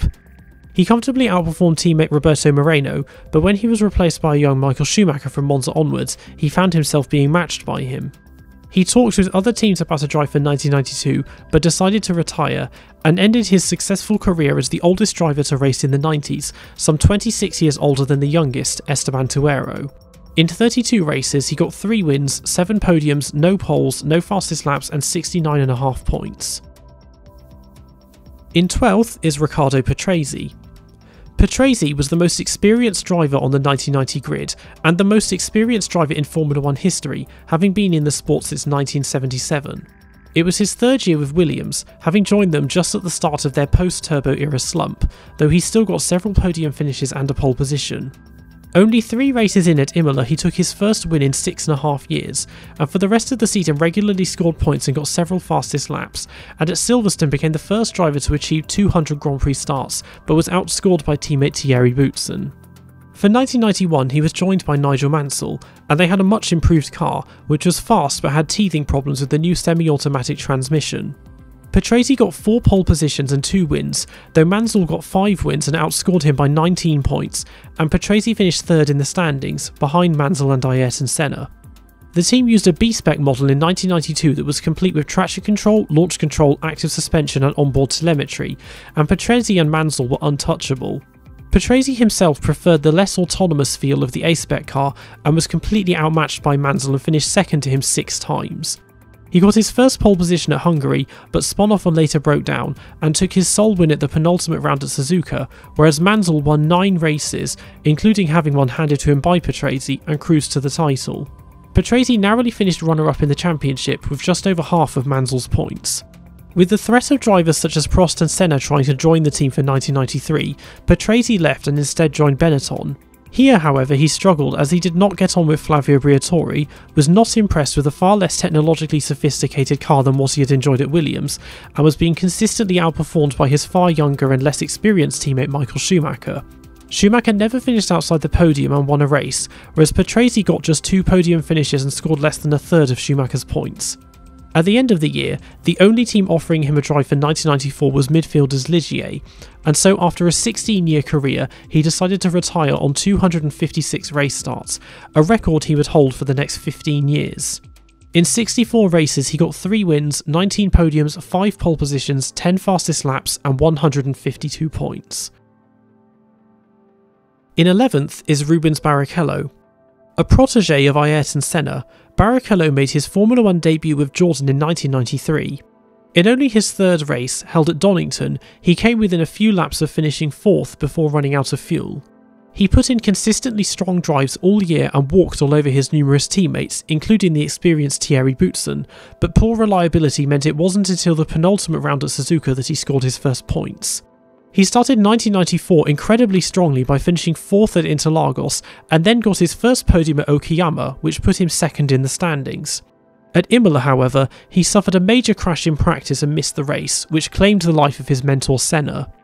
Poor reliability hampered his campaign for the rest of the season, but he got a succession of 4th place finishes and took his first pole position in the rain at Spa, becoming the youngest pole sitter in Formula 1 history at that time, but crashed out of the race. 1995 was difficult as the new Peugeot engines were not very reliable, and several times he lost points on the final lap of the race, but still finished 2nd in Montreal, but only narrowly outscored teammate Eddie Irvine. His 4th year with Jordan lent a better car to him, allowing him to get regular points finishes, but without any podiums, and his relationship with Eddie Jordan started to deteriorate due to his frustrations, and for 1997 he jumped to the brand new Stewart team. While Jordan ran at the front of the midfield, Barrichello had a train wreck of a year in which, aside from a heroic 2nd place at Monaco, he finished only 1 other race. 1998 was marginally better, with Barrichello finishing 6 races but scoring fewer points with a pair of 5th place finishes. Things turned around in 1999, however. Barrichello was on course for second at Interlagos until the car broke down, then got third at Imola. At Magny-Cours, he got his first pole position in 5 years in the rain, but finished the race in third. Semi-regular points came from then on, including another podium at the Nürburgring where teammate Johnny Herbert won, and for 2000 he did a driver swap with Eddie Irvine at Ferrari. He ended the decade with an unbroken run as the #1 dominant voice in each team, undefeated by any of his teammates, and this continued for the rest of his career. In 112 races he got no wins, 6 podiums, 2 poles, no fastest laps and 77 points. At long last we've reached the top 10, the very best of the 90s. First up is Jean Alesi. Alesi came closer than any other driver to starting every race in the 90s, missing out on just 3 of them. He joined Tyrrell in mid-1989, and after running as high as second on his debut, he was immediately given an 18-month contract. He had an amazing start to 1990 as he led a large part of the season opener at Phoenix, but eventually finished second to Ayrton Senna, and he then finished second at Monaco. Beyond that, no other points came, although at Monza he got up to third at the start but crashed out early on. Despite that, his services were in demand, and he eventually signed for Ferrari for 1991. As second driver to Alain Prost, Alesi didn't get any wins but got 3 podiums. However, the car's poor reliability meant he and Prost didn't finish as many races as they should have. Prost was fired for 1992 and Alesi was now lead driver and joined by Ivan Capelli. This was much of the same, however, as he got 2 podiums and finished only 6 races. In 1993, this became 2 podiums and just 4 points finishes, and he was outscored by new teammate Gerhard Berger. He started 1994 with a podium at Interlagos, but then injured his back in a testing accident and missed the next 2 races. The car was still unreliable, but more of a frontrunner, and he got 3 more podiums but had a run of 5 consecutive retirements, including getting his first pole position at Monza but losing the gearbox in the pit lane. He was outscored by Berger again and relegated to second driver for 1995. He had an encouraging start with a pair of second place finishes and got fastest lap at Monaco. Then, in Canada, a wet start at a long pit stop for Michael Schumacher allowed him to take the sole win of his career. He got 2 more podiums that year but still had several retirements, often from the lead, but he managed to outscore Berger. After 5 frustrating and largely fruitless years at Ferrari, he was dropped by the Scuderia at the end of 1995 and moved to defending champions Benetton for 1996, being joined there by Berger. Schumacher had taken a lot of key staff with him to Ferrari, and so while the Benetton was not a title contender, and Flavio Briatore had a very uncompromising leadership style, Alesi got 8 podiums, though without any wins, but with only 2 mechanical retirements he enjoyed a far stronger and more trouble-free campaign than he had ever had at Ferrari, and scored more than double put points of Berger. 1997 was weaker, as even more staff defected to Ferrari, and points and podiums became harder to achieve. Alesi also started making elementary errors and colliding with other drivers. At Monza, he took the second pole position of his career, 3 years after the first one also there, but finished the race in second. He got 5 podiums of no wins, while the outgoing Berger managed to win a race, and so Alesi was dropped at the end of the year and moved to Sauber for 1998. Points were rare in what was a less competitive car, but he was able to drive strongly in a much more comfortable team environment and managed to qualify on the front row in Austria, but crashed into Giancarlo Fisichella, and got a podium at the rain-soaked Spa, massively outperforming his equally experienced teammate Johnny Herbert. Alesi stayed for 1999 and was joined by Pedro Diniz. This campaign was much weaker, however, and with a succession of mechanical retirements, he scored only twice and ended up being outscored by Diniz. He turned down an offer to return to Ferrari to cover for an injured Schumacher after Silverstone, and started criticising Sauber and left them at the end of the year, and saw out his career with Prost and Jordan. In 159 races he got 1 win, 32 podiums, 2 pole positions, 4 fastest laps and 230 points. In 9th is David Coulthard.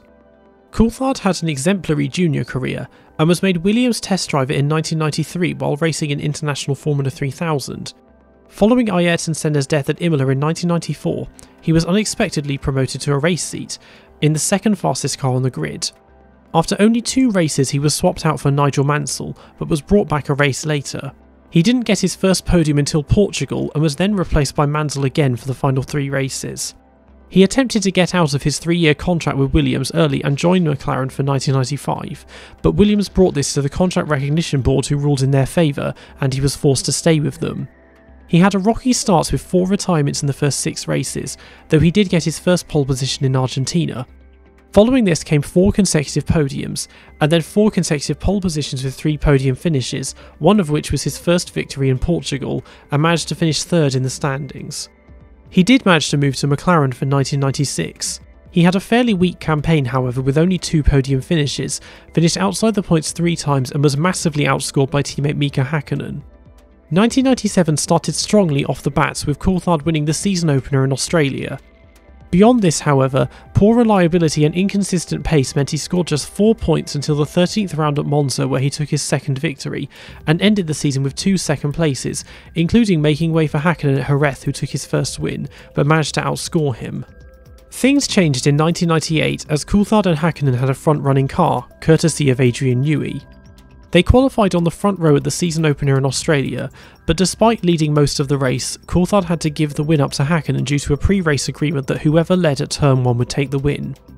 He got pole in Argentina but finished 6th, and then pole again at Imola and took the win. A 3rd pole in Canada ended in retirement, and he was consistently finishing 2nd while wins were being shared by Häkkinen and Michael Schumacher. He triggered a 13-car pile-up at the Belgian Grand Prix, and after the restart collided with Alex Wurz and was then rear-ended by Schumacher while being lapped, who angrily stormed after him in the pit lane. He got 9 podiums and finished 3rd in the standings, but won only 1 race, while Häkkinen won 8 and took the championship. Coulthard had a rotten start to 1999 with 4 retirements in the first 7 races. Schumacher breaking his leg at Silverstone took away McLaren's main rival, and Coulthard went on a 6-race streak of top 5 finishes, including 2 wins, and he'd gotten himself within 12 points of Häkkinen with 3 rounds to go. However, he failed to finish any of these races and was once again resoundingly beaten by Häkkinen, who took the title again, despite having an error-strewn campaign, and won 2 races to Häkkinen's 5, got 6 podiums to Häkkinen's 10, and 0 pole positions to Häkkinen's 11. In 90 races he got 6 wins, 30 podiums, 8 pole positions, 10 fastest laps and 221 points. In 8th is Gerhard Berger. Berger made his debut with ATS in 1984 and had stints with Arrows, Benetton and Ferrari before replacing Alain Prost at McLaren for 1990. He provided the team with a breath of fresh air, as Prost and Ayrton Senna had had a heated rivalry, and the easygoing Berger was able to get the very focused and highly strung Senna to loosen up a bit, particularly with the use of practical jokes, including throwing Senna's brand new tailor-made carbon fibre briefcase out of an airborne helicopter in order to test its strength, detonating a fire extinguisher in Senna's hotel room while he was asleep, and replacing Senna's passport photo with what in modern parlance would be called a dick pic, though not of himself. Senna responded in turn by putting a strong-smelling cheese in the aircon in Berger's hotel room, putting shaving foam in his shoes, and supergluing all of his credit cards together. On track, Berger was not formally a number 2 driver, but was rarely able to match Senna. He still made a statement by getting pole at the season opener in Phoenix, though he did not finish the race. He failed to win any races that year but got 1 other pole position and finished on the podium 7 times, though he had won in Canada on track but was given a 1-minute penalty for jumping the start and dropped to 4th, and eventually finished 4th in the standings while Senna won his 2nd title, and he helped the team to win the Constructors' Championship. He had a similar campaign in 1991, getting 6 podiums, but had a strong end to the season and got pole in Spain but retired, then got pole again at Suzuka and took his first victory with McLaren and 6th of his career. He then finished 3rd in Adelaide and was 4th in the standings once again, with Senna taking another title and McLaren another Constructors' title. 1992 was much of the same, though McLaren no longer had the fastest car. He got 5 podiums and managed to win in Canada and again at the final round in Australia and finished 5th in the standings before receiving a very generous offer to return to Ferrari for 1993. In their 3 years as teammates, Berger had won 3 races and got 4 pole positions, whereas Senna had won 16 races and got 19 pole positions. He took quite a step down with the struggling Ferrari and achieved only a single podium finish and had several accidents, scoring more consistently but being outscored by teammate Jean Alesi. 1994 went better as Berger achieved 6 podiums, got 2 pole positions and managed to give Ferrari their first win in 4 years in Germany. In 1995 he finished third 6 times and got pole at Spa, but didn't get any wins, but did try from 14th to 3rd in Germany, and was on course for the win in Monza until the T-cam came off Alesi's car and hit his and broke the suspension. For 1996, both he and Alesi moved to Benetton. Berger didn't adjust as well to the car and even had his driving position affecting the aerodynamics. He got just 2 pole positions and came within 3 laps of winning in Germany before the engine died. In 1997 he had a strong start with 3 points finishes including a podium at Interlagos. He missed 3 races mid-season due to surgery and the death of his father, but after he returned he got pole, the win and fastest lap at Hockenheim. He decided to retire at the end of the year as the new groove tyres did not fill him with confidence, but has been a regular in the paddock since, including being team principal for Toro Rosso. In 127 races he got 5 wins, 35 podiums, 8 pole positions, 11 fastest laps and 267 points. In 7th is Damon Hill. Being the son of Graham Hill gave Damon Hill a luxurious life growing up. Following his father's death as a teenager, Hill started himself out on motorbikes and eventually moved to single-seaters. Despite his name, he struggled to find sponsorship, but was still made Williams test driver in 1991 following a recommendation from Mark Blundell. The following year, he was given a race seat with a dying Brabham at the relatively late age of 30, replacing the uninspired Giovanna Amati. It wasn't until Silverstone that he managed to qualify for a race, and the once mighty team folded after Hungary. For 1993, he was unexpectedly given a race seat with Williams following Riccardo Patrese departure, putting him alongside Alain Prost, and going from one of the worst cars in Formula 1 history to one of the best. He had a shaky start with a spin at Kyalami and later a collision with another driver, but as the season went on, he kept close on pace to Prost and got several podiums, while dealing with a few mechanical problems. He got his first pole position in France but finished second to Prost, and was leading at Silverstone until the engine died. From Hungary he got 3 consecutive wins, all at races where Prost was on pole, and got his second pole position in Portugal and eventually finished 3rd in the standings, having fought tooth and nail all year with Prost and Senna. For 1994, Prost retired and Senna took his seat. Both drivers struggled with the new car, which did not feature the electronic driver aids which had been key to the previous car's success, and were being outmatched by Benetton. Following Senna's death at Imola, Hill suddenly found himself as team leader, now being partnered by a rookie David Coulthard. Hill stepped up to the challenge and started battling with Michael Schumacher at Benetton and started consistently finishing either first or second. Schumacher had the advantage and built up a considerable points lead, but after he got disqualified from 2 races and banned from 2 others, this brought Hill right back into the game, who won 3 consecutive races. Following Schumacher's return, Hill beat him outright in the rain at Suzuka, which brought the title battle to the season finale at Adelaide. Hill stayed on Schumacher's tail, but after Schumacher ran wide and hit the wall, Hill tried to pass him after he rejoined the track, but Schumacher turned in on him and broke both drivers' suspension, which gave Schumacher the title by 1 point. 1995 started strongly as he got a pole and 2 wins early on, but was unable to match Schumacher, and from a run of 4 consecutive pole positions won only 1 race, which included him and Schumacher colliding at Silverstone. Hill then finished second at Spa after Schumacher forced him off the track, and then collided with Schumacher again at Monza. Schumacher won the title with 2 rounds remaining, but Hill had a strong end by winning in Adelaide by 2 laps from the next car after all the other frontrunners had retired. He was able to make another run for the title in 1996, now partnered by a rookie Jacques Villeneuve.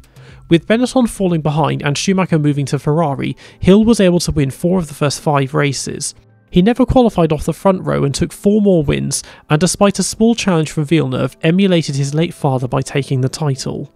Despite his triumph, Williams had no intentions of keeping him for 1997, and with few other well-paid options available, he went to backmarkers Arrows. He failed to make the start in Australia, and it wasn't until the 7th round in Canada that he saw the checkered flag. He got a point at Silverstone, and at Hungary qualified 3rd and got into the lead. He came within a few laps of giving Arrows their first win until a gearbox problem dropped him to 2nd. He scored no further points and moved to Jordan for 1998. Initially he struggled as much as he had at Arrows, and following mid-season upgrades did not score points until the 11th round in Germany. At a chaotic Spa he found himself in the lead, and despite being chased down by teammate Ralf Schumacher, recommended that team orders be employed, implying that he would crash into Schumacher if he tried to pass him, and he went on to take Jordan's first victory. For 1999 he was joined by his replacement at Williams, Heinz-Harald Frentzen. Despite the car being the best one Jordan had produced, Hill had an even weaker campaign, being involved in several accidents and scoring only a fraction of the points of Frentzen, who was fighting for the title. Having fallen out of love with the sport, he announced his retirement at the end of the year in Canada, then nearly retired immediately after Frentzen won in France, and at the final round at Suzuka, pulled into the pits having completely mentally checked out. In 115 races, he got 22 wins, 42 podiums, 20 pole positions, 19 fastest laps and 360 points. In 6th is Jacques Villeneuve. Jacques Villeneuve Jr. had big boots to fill as the nephew of Jacques Villeneuve Sr. He moved up the IndyCar ladder and eventually won it in 1995. He was then tempted over to Formula One by Williams and went on an intensive training and testing regime to prepare himself for 1996. He made himself known by becoming just the third driver to get pole on their debut and came within a few laps of winning the race, but an oil leak meant he was passed by teammate Damon Hill. Only 4 races in, he took his first victory, and mid-season started challenging Hill for the title, getting a run of 6 consecutive podium finishes, including 2 wins. He got his second pole position at Spa, but finished second to Michael Schumacher, and got his 4th win at the penultimate round at Estoril, which kept the title going down to the wire at Suzuka, where Villeneuve got his 3rd pole position, but he was 9 points behind Hill, and a breakdown meant Hill took the title, and Villeneuve finished runner-up in his debut year. Hill was kicked from Williams for 1997, which made Villeneuve team leader, now joined by Heinz-Harald Frentzen. Villeneuve began the year with one of the greatest pole laps in Formula One history, going almost 2 seconds faster than Frentzen in second. Neither driver would finish the race, but Villeneuve then took 2 victories, but got a strong challenge from Michael Schumacher and crashed out both in Monaco and Canada. He followed this with a run of 3 wins and 2 fifth places, but in Japan he was banned from the race for overtaking under yellow flags in practice, then allowed to race, then disqualified again, which gave Schumacher the title lead going into the final round at Jerez. Villeneuve, Schumacher and Frentzen all set an identical pole time, but pole was given to Villeneuve. Schumacher took the lead at the start, and later in the race Villeneuve tried to pass him, but Schumacher turned in on him and hit his side pod. Schumacher retired on the spot, and Villeneuve eventually limped his way to 3rd, becoming only the 2nd driver after Juan Manuel Fangio to win the title on his 2nd attempt, and only the 2nd after Mario Andretti to win Formula One, IndyCar and the Indy 500. As defending champion, Villeneuve almost returned to IndyCar following the impending introduction of groove tyres for 1998, but decided to stay at Williams, though they suffered in competitiveness with the loss of both Adrian Newey and their Renault engines. He scored semi-regular points, but it wasn't until Germany and Hungary that he got a pair of podium finishes, and he ended his title defence without any wins or pole positions. With his Williams contract expired, Villeneuve moved to the brand new BAR for 1999. His intention was to try and build the team around him from the ground up into a fighting force as Schumacher had done with Ferrari in 1996. It ended up being a train wreck of a year, as fast as the car could be, he failed to finish the first 11 races, either through breakdowns or accidents, and saw the checkered flag just 3 times and scored no points. BAR's fortunes improved somewhat in the 2000s, but not nearly to the level of Ferrari's. In 65 races he got 11 wins, 21 podiums, 13 pole positions, 9 fastest laps and 180 points. In 5th is Nigel Mansell. Mansell was a stalwart of the 1980s, lacking the precision and finesse of Alain Prost, but making up for that with brutish and uncompromising speed. He had twice come close to winning the title with Williams in 1986 and 1987, and for 1989 moved to Ferrari. He was joined in 1990 by Prost, and essentially felt pushed out as Prost was a 3-time champion, spoke perfect Italian, and was much more disciplined and diligent with fitness. Mansell had had reliability problems in 1989 which continued in 1990, and by the midway point of the season he had finished only 4 races, despite getting pole position in the last 2, but broke down within dying stages of both. After the British Grand Prix, where he had discovered that his chassis had been swapped with Prost's without his knowledge, he announced his retirement at the end of the year. He ended the year relatively strongly with pole and the win at Estoril, and 2 second places, including hounding former Williams teammate Nelson Piquet for the lead at Adelaide. Before his retirement became official, Williams intervened and offered him his seat back for 1991. He only accepted on the condition of a series of demands that basically equated to him being the undisputed number 1 driver, which they eventually accepted. Despite having a fast and sophisticated car, a succession of mechanical retirements early on put Mansell on the back foot from the start, but from Mexico onwards he finished either first or second, including taking 3 consecutive wins, one of which was at Silverstone, where afterwards he gave his championship rival Ayrton Senna a lift back to the pits. He took 2 more wins but also had 2 retirements and a disqualification and finished runner-up to Senna in the championship. Williams used the same car in 1992, but it had now been decked out with traction control, launch control, ABS, active suspension and onboard telemetry. As well as the car being by far the most advanced and technologically sophisticated in Formula 1 at that time, its more autonomous nature suited Mansell's driving style well, and behind the wheel of Red 5 he began the season with 5 consecutive lights to flag victories. He got pole again in Monaco, but a late puncture gave the lead to Senna, but Mansell closed up and hounded him in the dying laps, was unable to get past and had his winning streak broken. He then spun off in Canada trying to pass Senna again, but as with 1991, took 3 consecutive wins in France, Britain and Germany. Mansell mania was in full effect at this time, and after he won at Silverstone from a pole lap that was 2 seconds faster than teammate Riccardo Patrese in second, spectators stormed the circuit on his in-lap. He started second to Patrese at Hungary, and eventually finished second and clinched the title with a record 5 races remaining. Following this came 5 consecutive pole positions but only 1 win, but he had carved out one of the most dominant campaigns in Formula 1 history, getting a record-breaking 9 wins and 14 pole positions and never finishing any lower than second. Despite this triumph, Williams had intended to bring his rival Prost into the team for 1993, which Mansell was not aware of when he signed a preliminary deal. He then demanded a much higher salary than Prost, but eventually left and announced his retirement when it became clear the team were more interested in Prost. He then moved over to IndyCar and subsequently won it on his first attempt. He had a second campaign in 1994 where his attitude problem killed his reputation in the States, and that year he also surprisingly returned to Williams, who were in turmoil as Prost had retired himself and Senna had taken his seat but then lost his life at Imola, which left former test driver Damon Hill as team leader alongside a rookie David Coulthard. He initially made a one-off return in France, replacing Coulthard, but lost the gearbox, and then made a proper return for the final 3 rounds after the IndyCar season had ended, in the hopes he could help the team secure the Constructors' title. Bernie Ecclestone also had an ulterior motive, as with Prost's retirement and Senna's death there weren't any former champions left on the grid, so he hoped Mansell's presence would revive the declining TV ratings. He was also paid 12 times Hill's salary for the year to do just 4 races. He retired at Jerez, finished 4th at Suzuka, and then took pole and the win at Adelaide following Hill and Michael Schumacher's famous collision. He wanted to stay with Williams for 1995, but they instead chose Coulthard, against his will, so Mansell instead signed for McLaren, whose title sponsors Marlboro wanted a champion in the team. He had problems in pre-season testing however, as his large frame could not fit into the cockpit, so test driver Mark Blundell took his seat for the first 2 races while the car was redesigned. He returned to Imola and qualified 9th, over a second behind teammate Mika Hakkinen finished 10th, and at Barcelona he qualified 10th, just behind Hakkinen, but pulled into the pits complaining of poor handling after only 18 laps.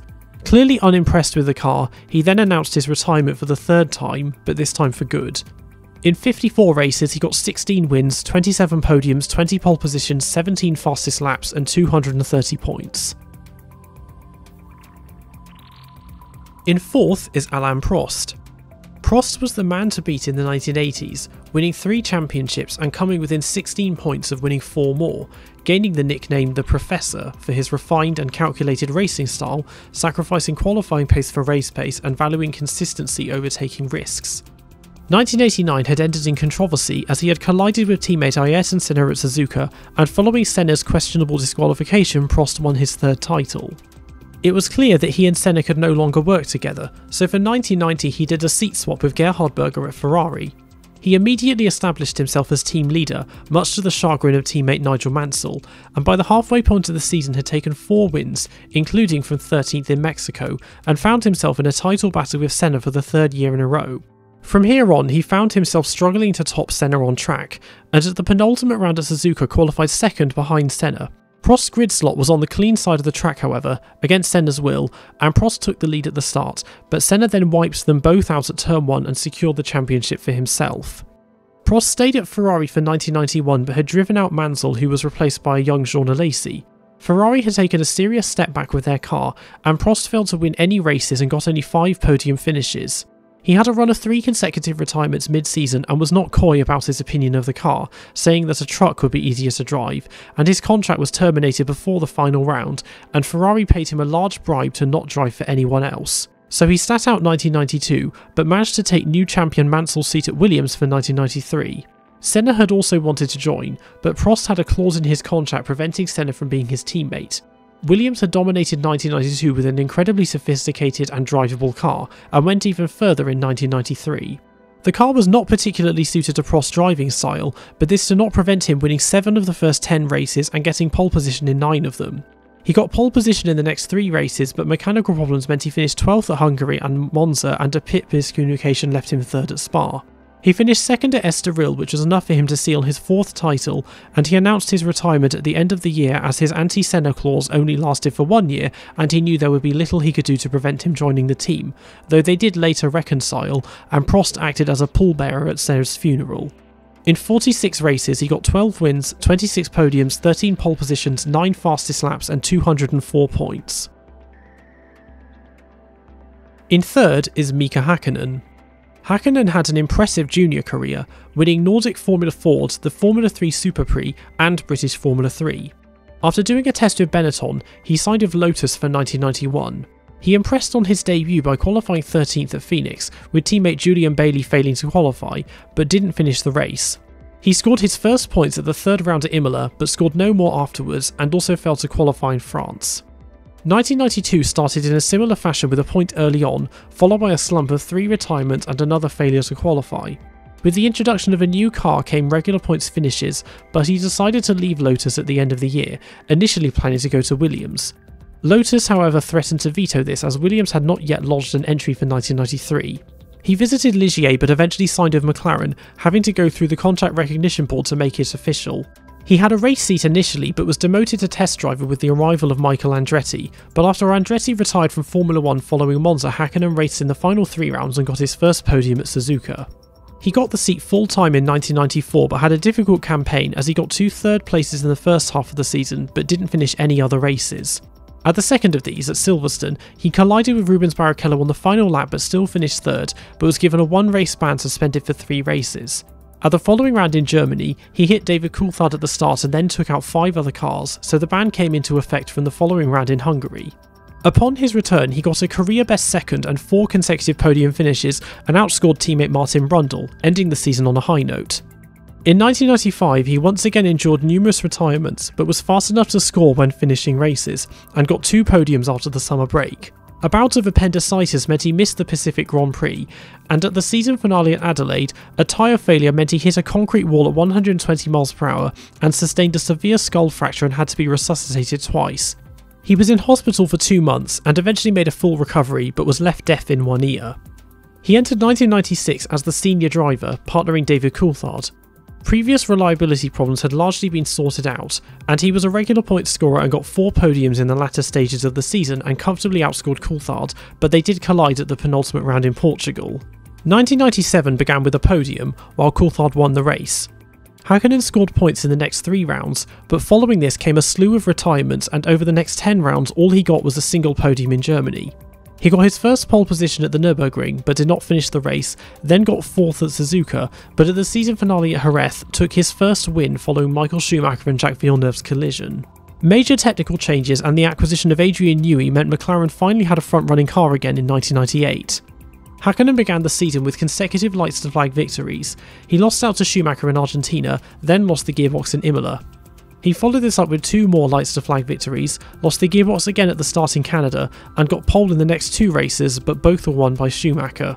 He maintained his title lead, however, by winning the next 2 rounds. He got pole at Hungary, but shock absorber problems dropped into 6th, and at Spa, he spun at the restart and stalled the car. He was given a major lifeline, however, as Schumacher rear-ended Coulthard while lapping him, which meant neither driver scored any points. He had brake problems at Monza and finished 4th while Schumacher won, leaving them tied on points, but then won at the Nürburgring and took victory at Suzuka, with Schumacher retiring with a puncture, which meant he stealed the title. His title defence did not get off to a particularly strong start, as he got pole in the first 5 races, but only just made the start in Australia, then broke down, and then crashed out on his own at Imola and dropped to 3rd in Monaco. He started 14th but finished second at a chaotic French Grand Prix, and at Silverstone he retired from pole with a wheel rim failure. However, his main title rival Schumacher crashed and broke his leg and was taken out of the title fight. He got pole again at Austria, but was spun round by Coulthard and eventually climbed up to third, and had a tyre blowout in Germany. At Monza he spun off while comfortably leading and openly sobbed in the trees by the track, and ended up tied on points with Eddie Irvine. At the Nürburgring, poor strategy meant he finished 5th, though Irvine was only 7th, but he lost the title lead at the penultimate round in Malaysia and finished 3rd while Irvine won.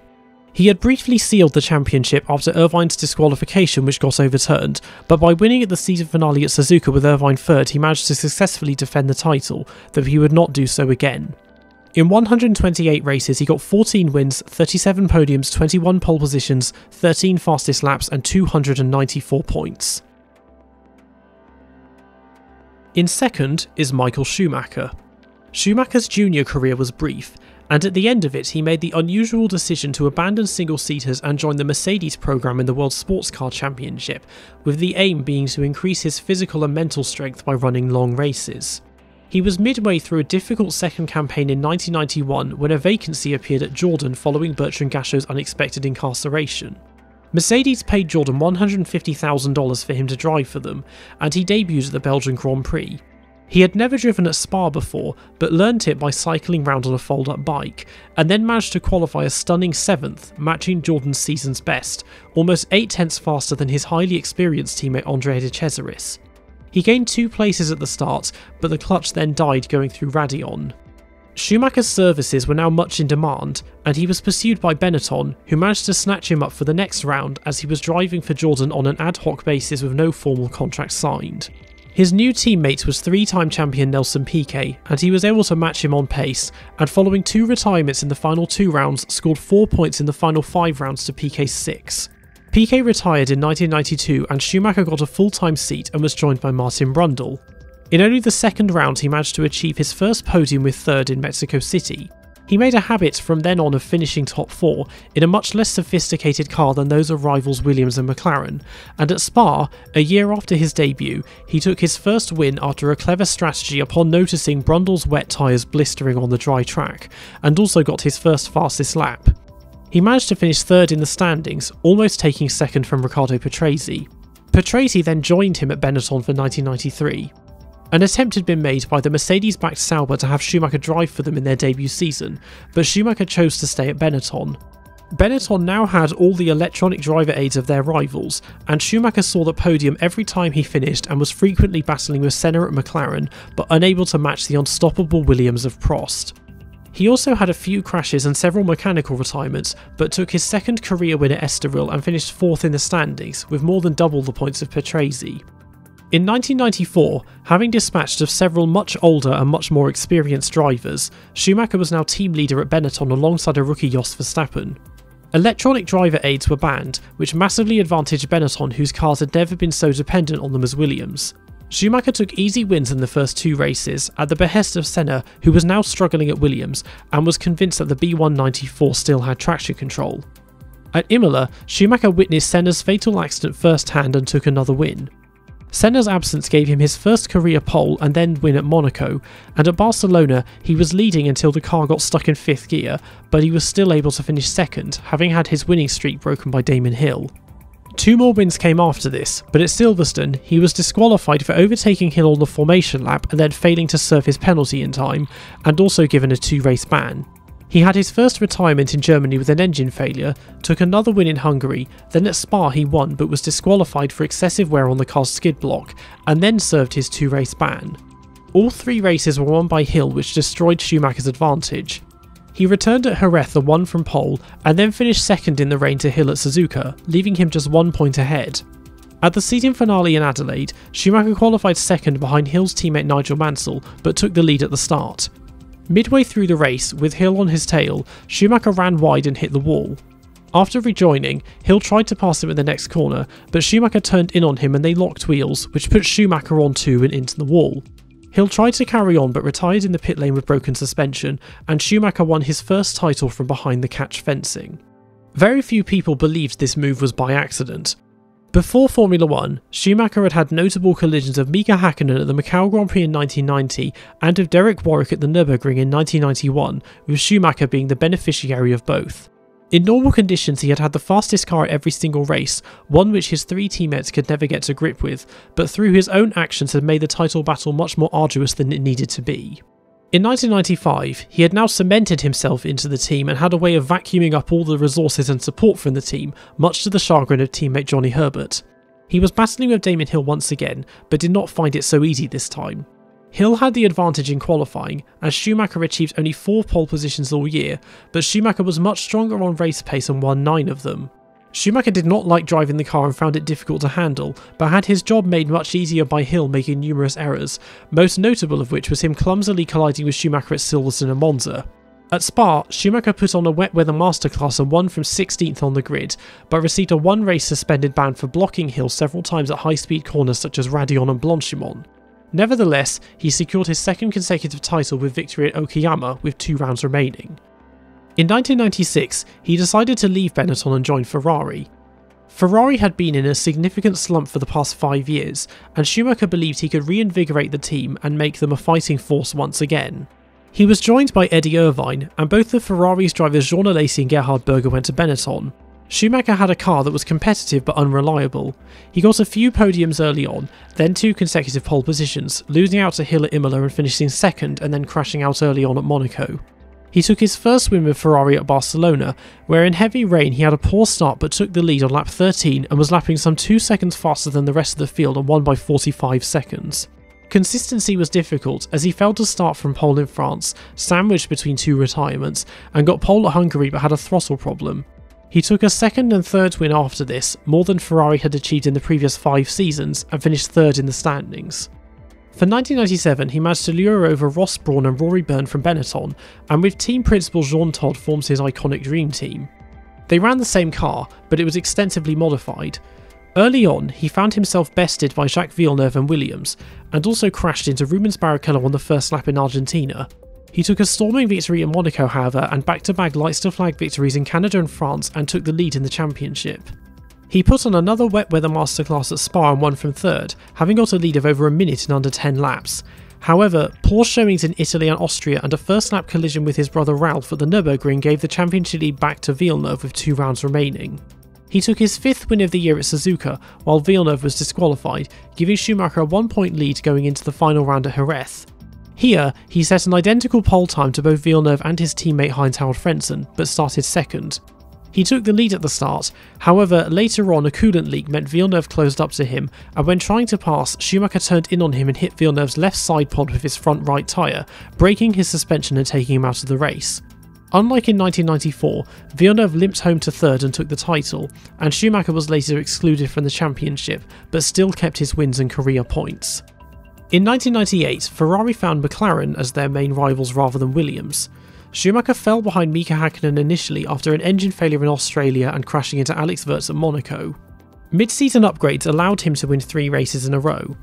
At the third of these at Silverstone, Schumacher was given a 10-second time penalty for overtaking behind the safety car and served it as he crossed the finish line and still won. At Spa, he was leading by some 40 seconds in torrential rain, and with Hakkinen out was set to take the championship lead. However, when lapping his teammate David Coulthard, he was caught out by the spray and rear-ended him and lost a wheel. He then stormed into the McLaren garage in the pit lane to go after Coulthard a la Derek Warwick on him in 1991. It wasn't until the following round at Monza that he took his first pole position of the season and won the race and tied on points with Hakkinen. He finished second to Hakkinen at the Nürburgring, and at the season finale at Suzuka got pole but stalled at the start of the formation lap and started from the back. He gained 9 positions on the first lap and pumped out qualifying lap after qualifying lap. He eventually got up to third, but then ran over debris left by Teranosuke Takagi and Esteban Tuero, which gave him a puncture and forced him to retire, handing the title to Hakkinen.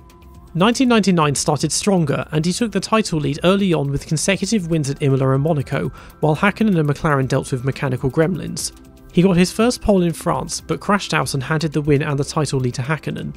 At Silverstone, a rear brake failure caused him to hit the wall at Stowe at high speed and break his leg, which meant he missed the next 6 races and was eliminated from the title fight. He returned for the final 2 rounds, now supporting Irvine in his attempts to topple Hakkinen, and finished second from pole both times and helped Ferrari to their first Constructors' title in 16 years. Then, after that, nothing happened. In 126 races, he got 35 wins, 71 podiums, 22 pole positions, 38 fastest laps and 570 points. Keep fighting, Michael. And finally, in first is Ayrton Senna.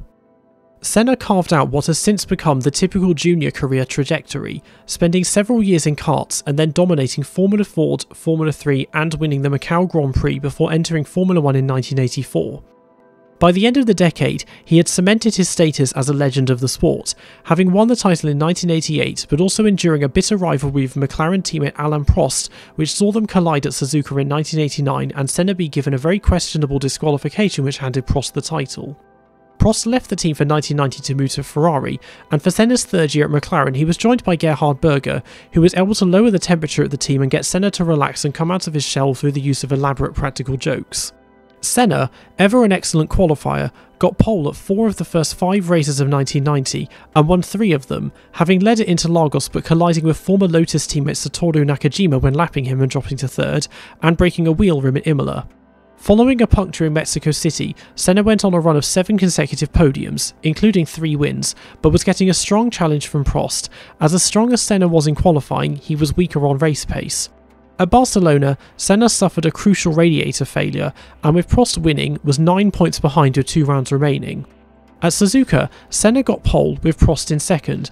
However, Senna objected to the fact that the pole slot was on the dirty side of the track, and unsuccessfully tried to get it moved over.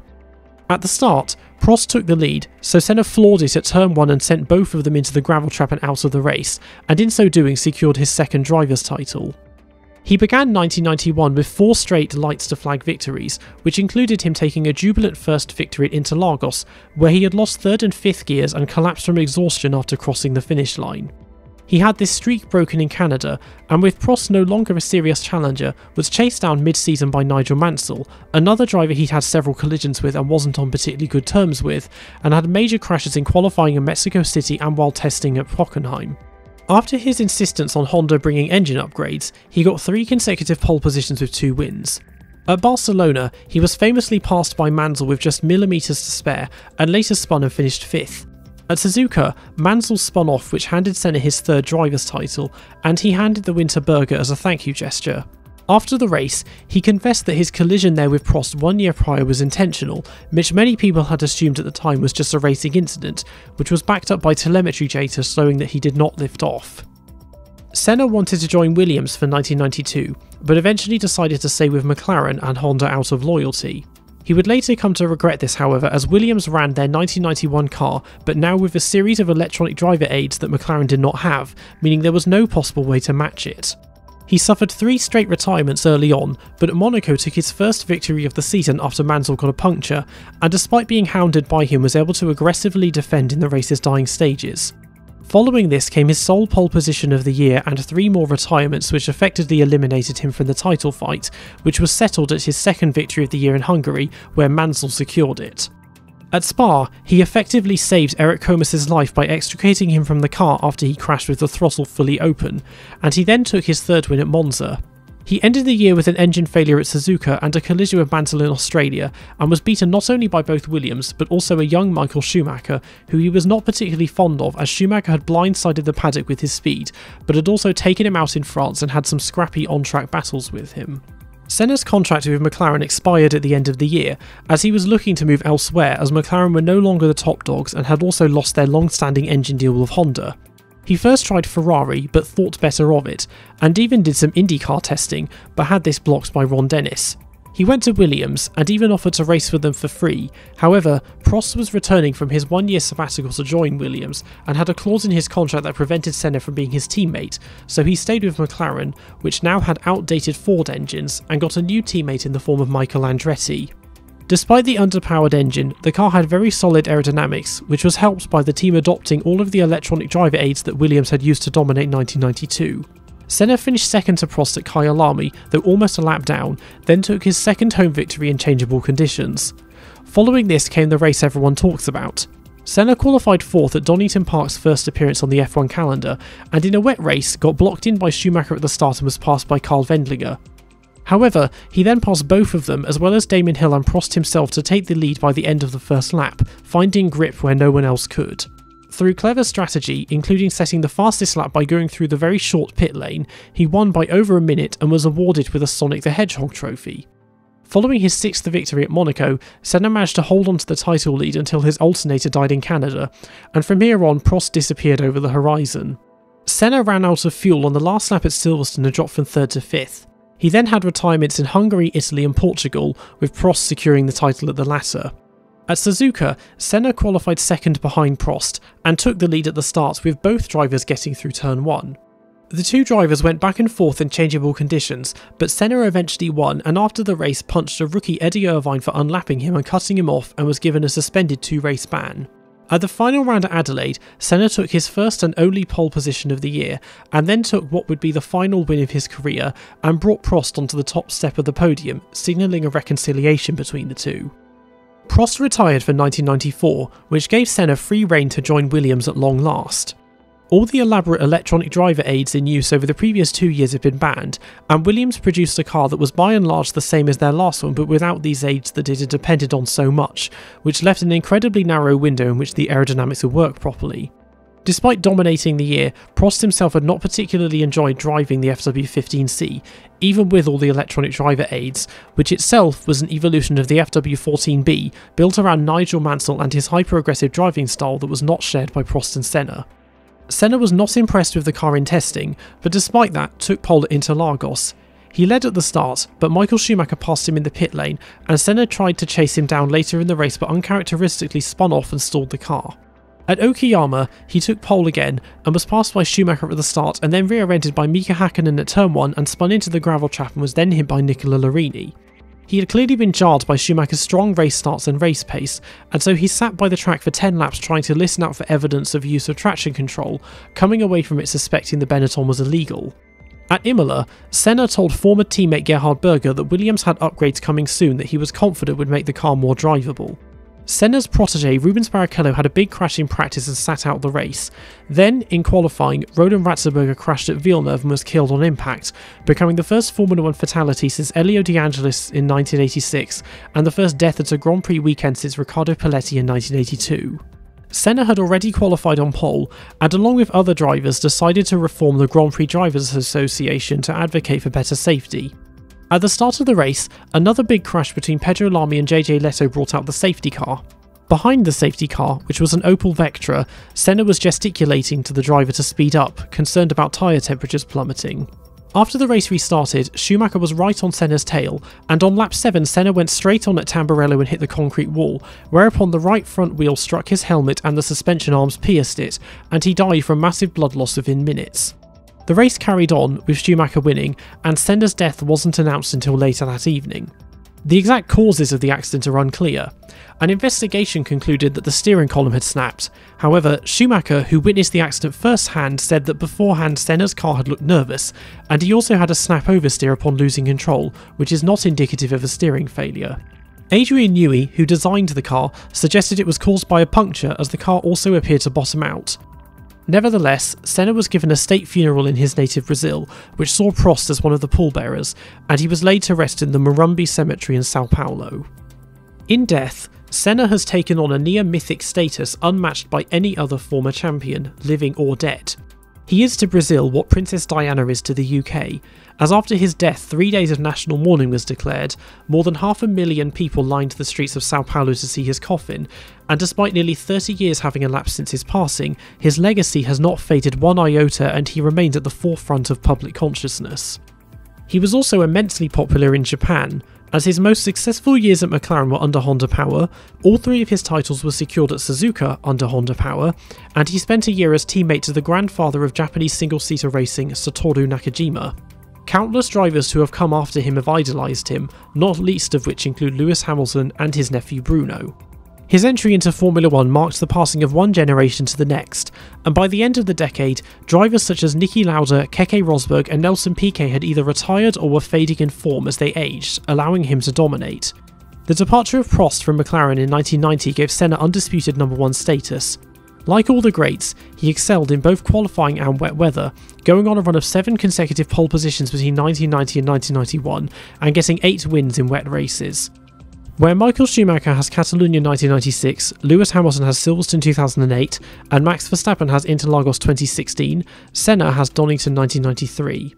During the active suspension era, his inferior machinery meant he got just 2 pole positions in 32 races, and suffered more breakdowns than he was used to, but it was during this time that he put on some of his finest drives, never being daunted by the all-conquering Williams. Despite the reverence he enjoys across the motorsport world, he was not without his flaws. Like with other legends such as Schumacher, Hamilton and Verstappen, he was never far from controversy.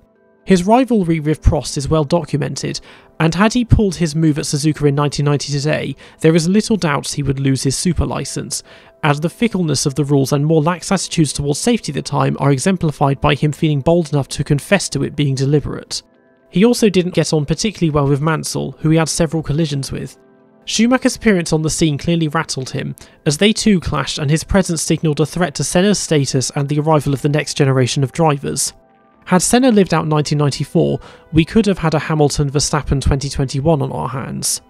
Despite being ruthless and uncompromising as a driver, he still showed compassion and kindness to the drivers as people.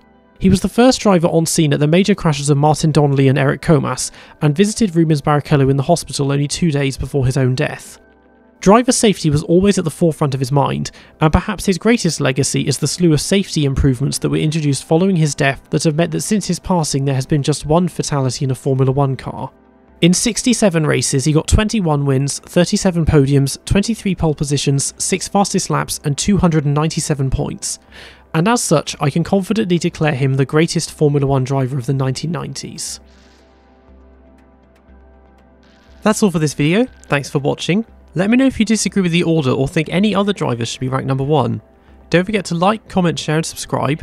Follow me on Twitter and Instagram at Brook_F1. A huge shout out and thank you as ever to my loyal Patreon subscribers, especially my 2 newest subscribers, Hayden Kupka and Makusu, and I'll see you all next time.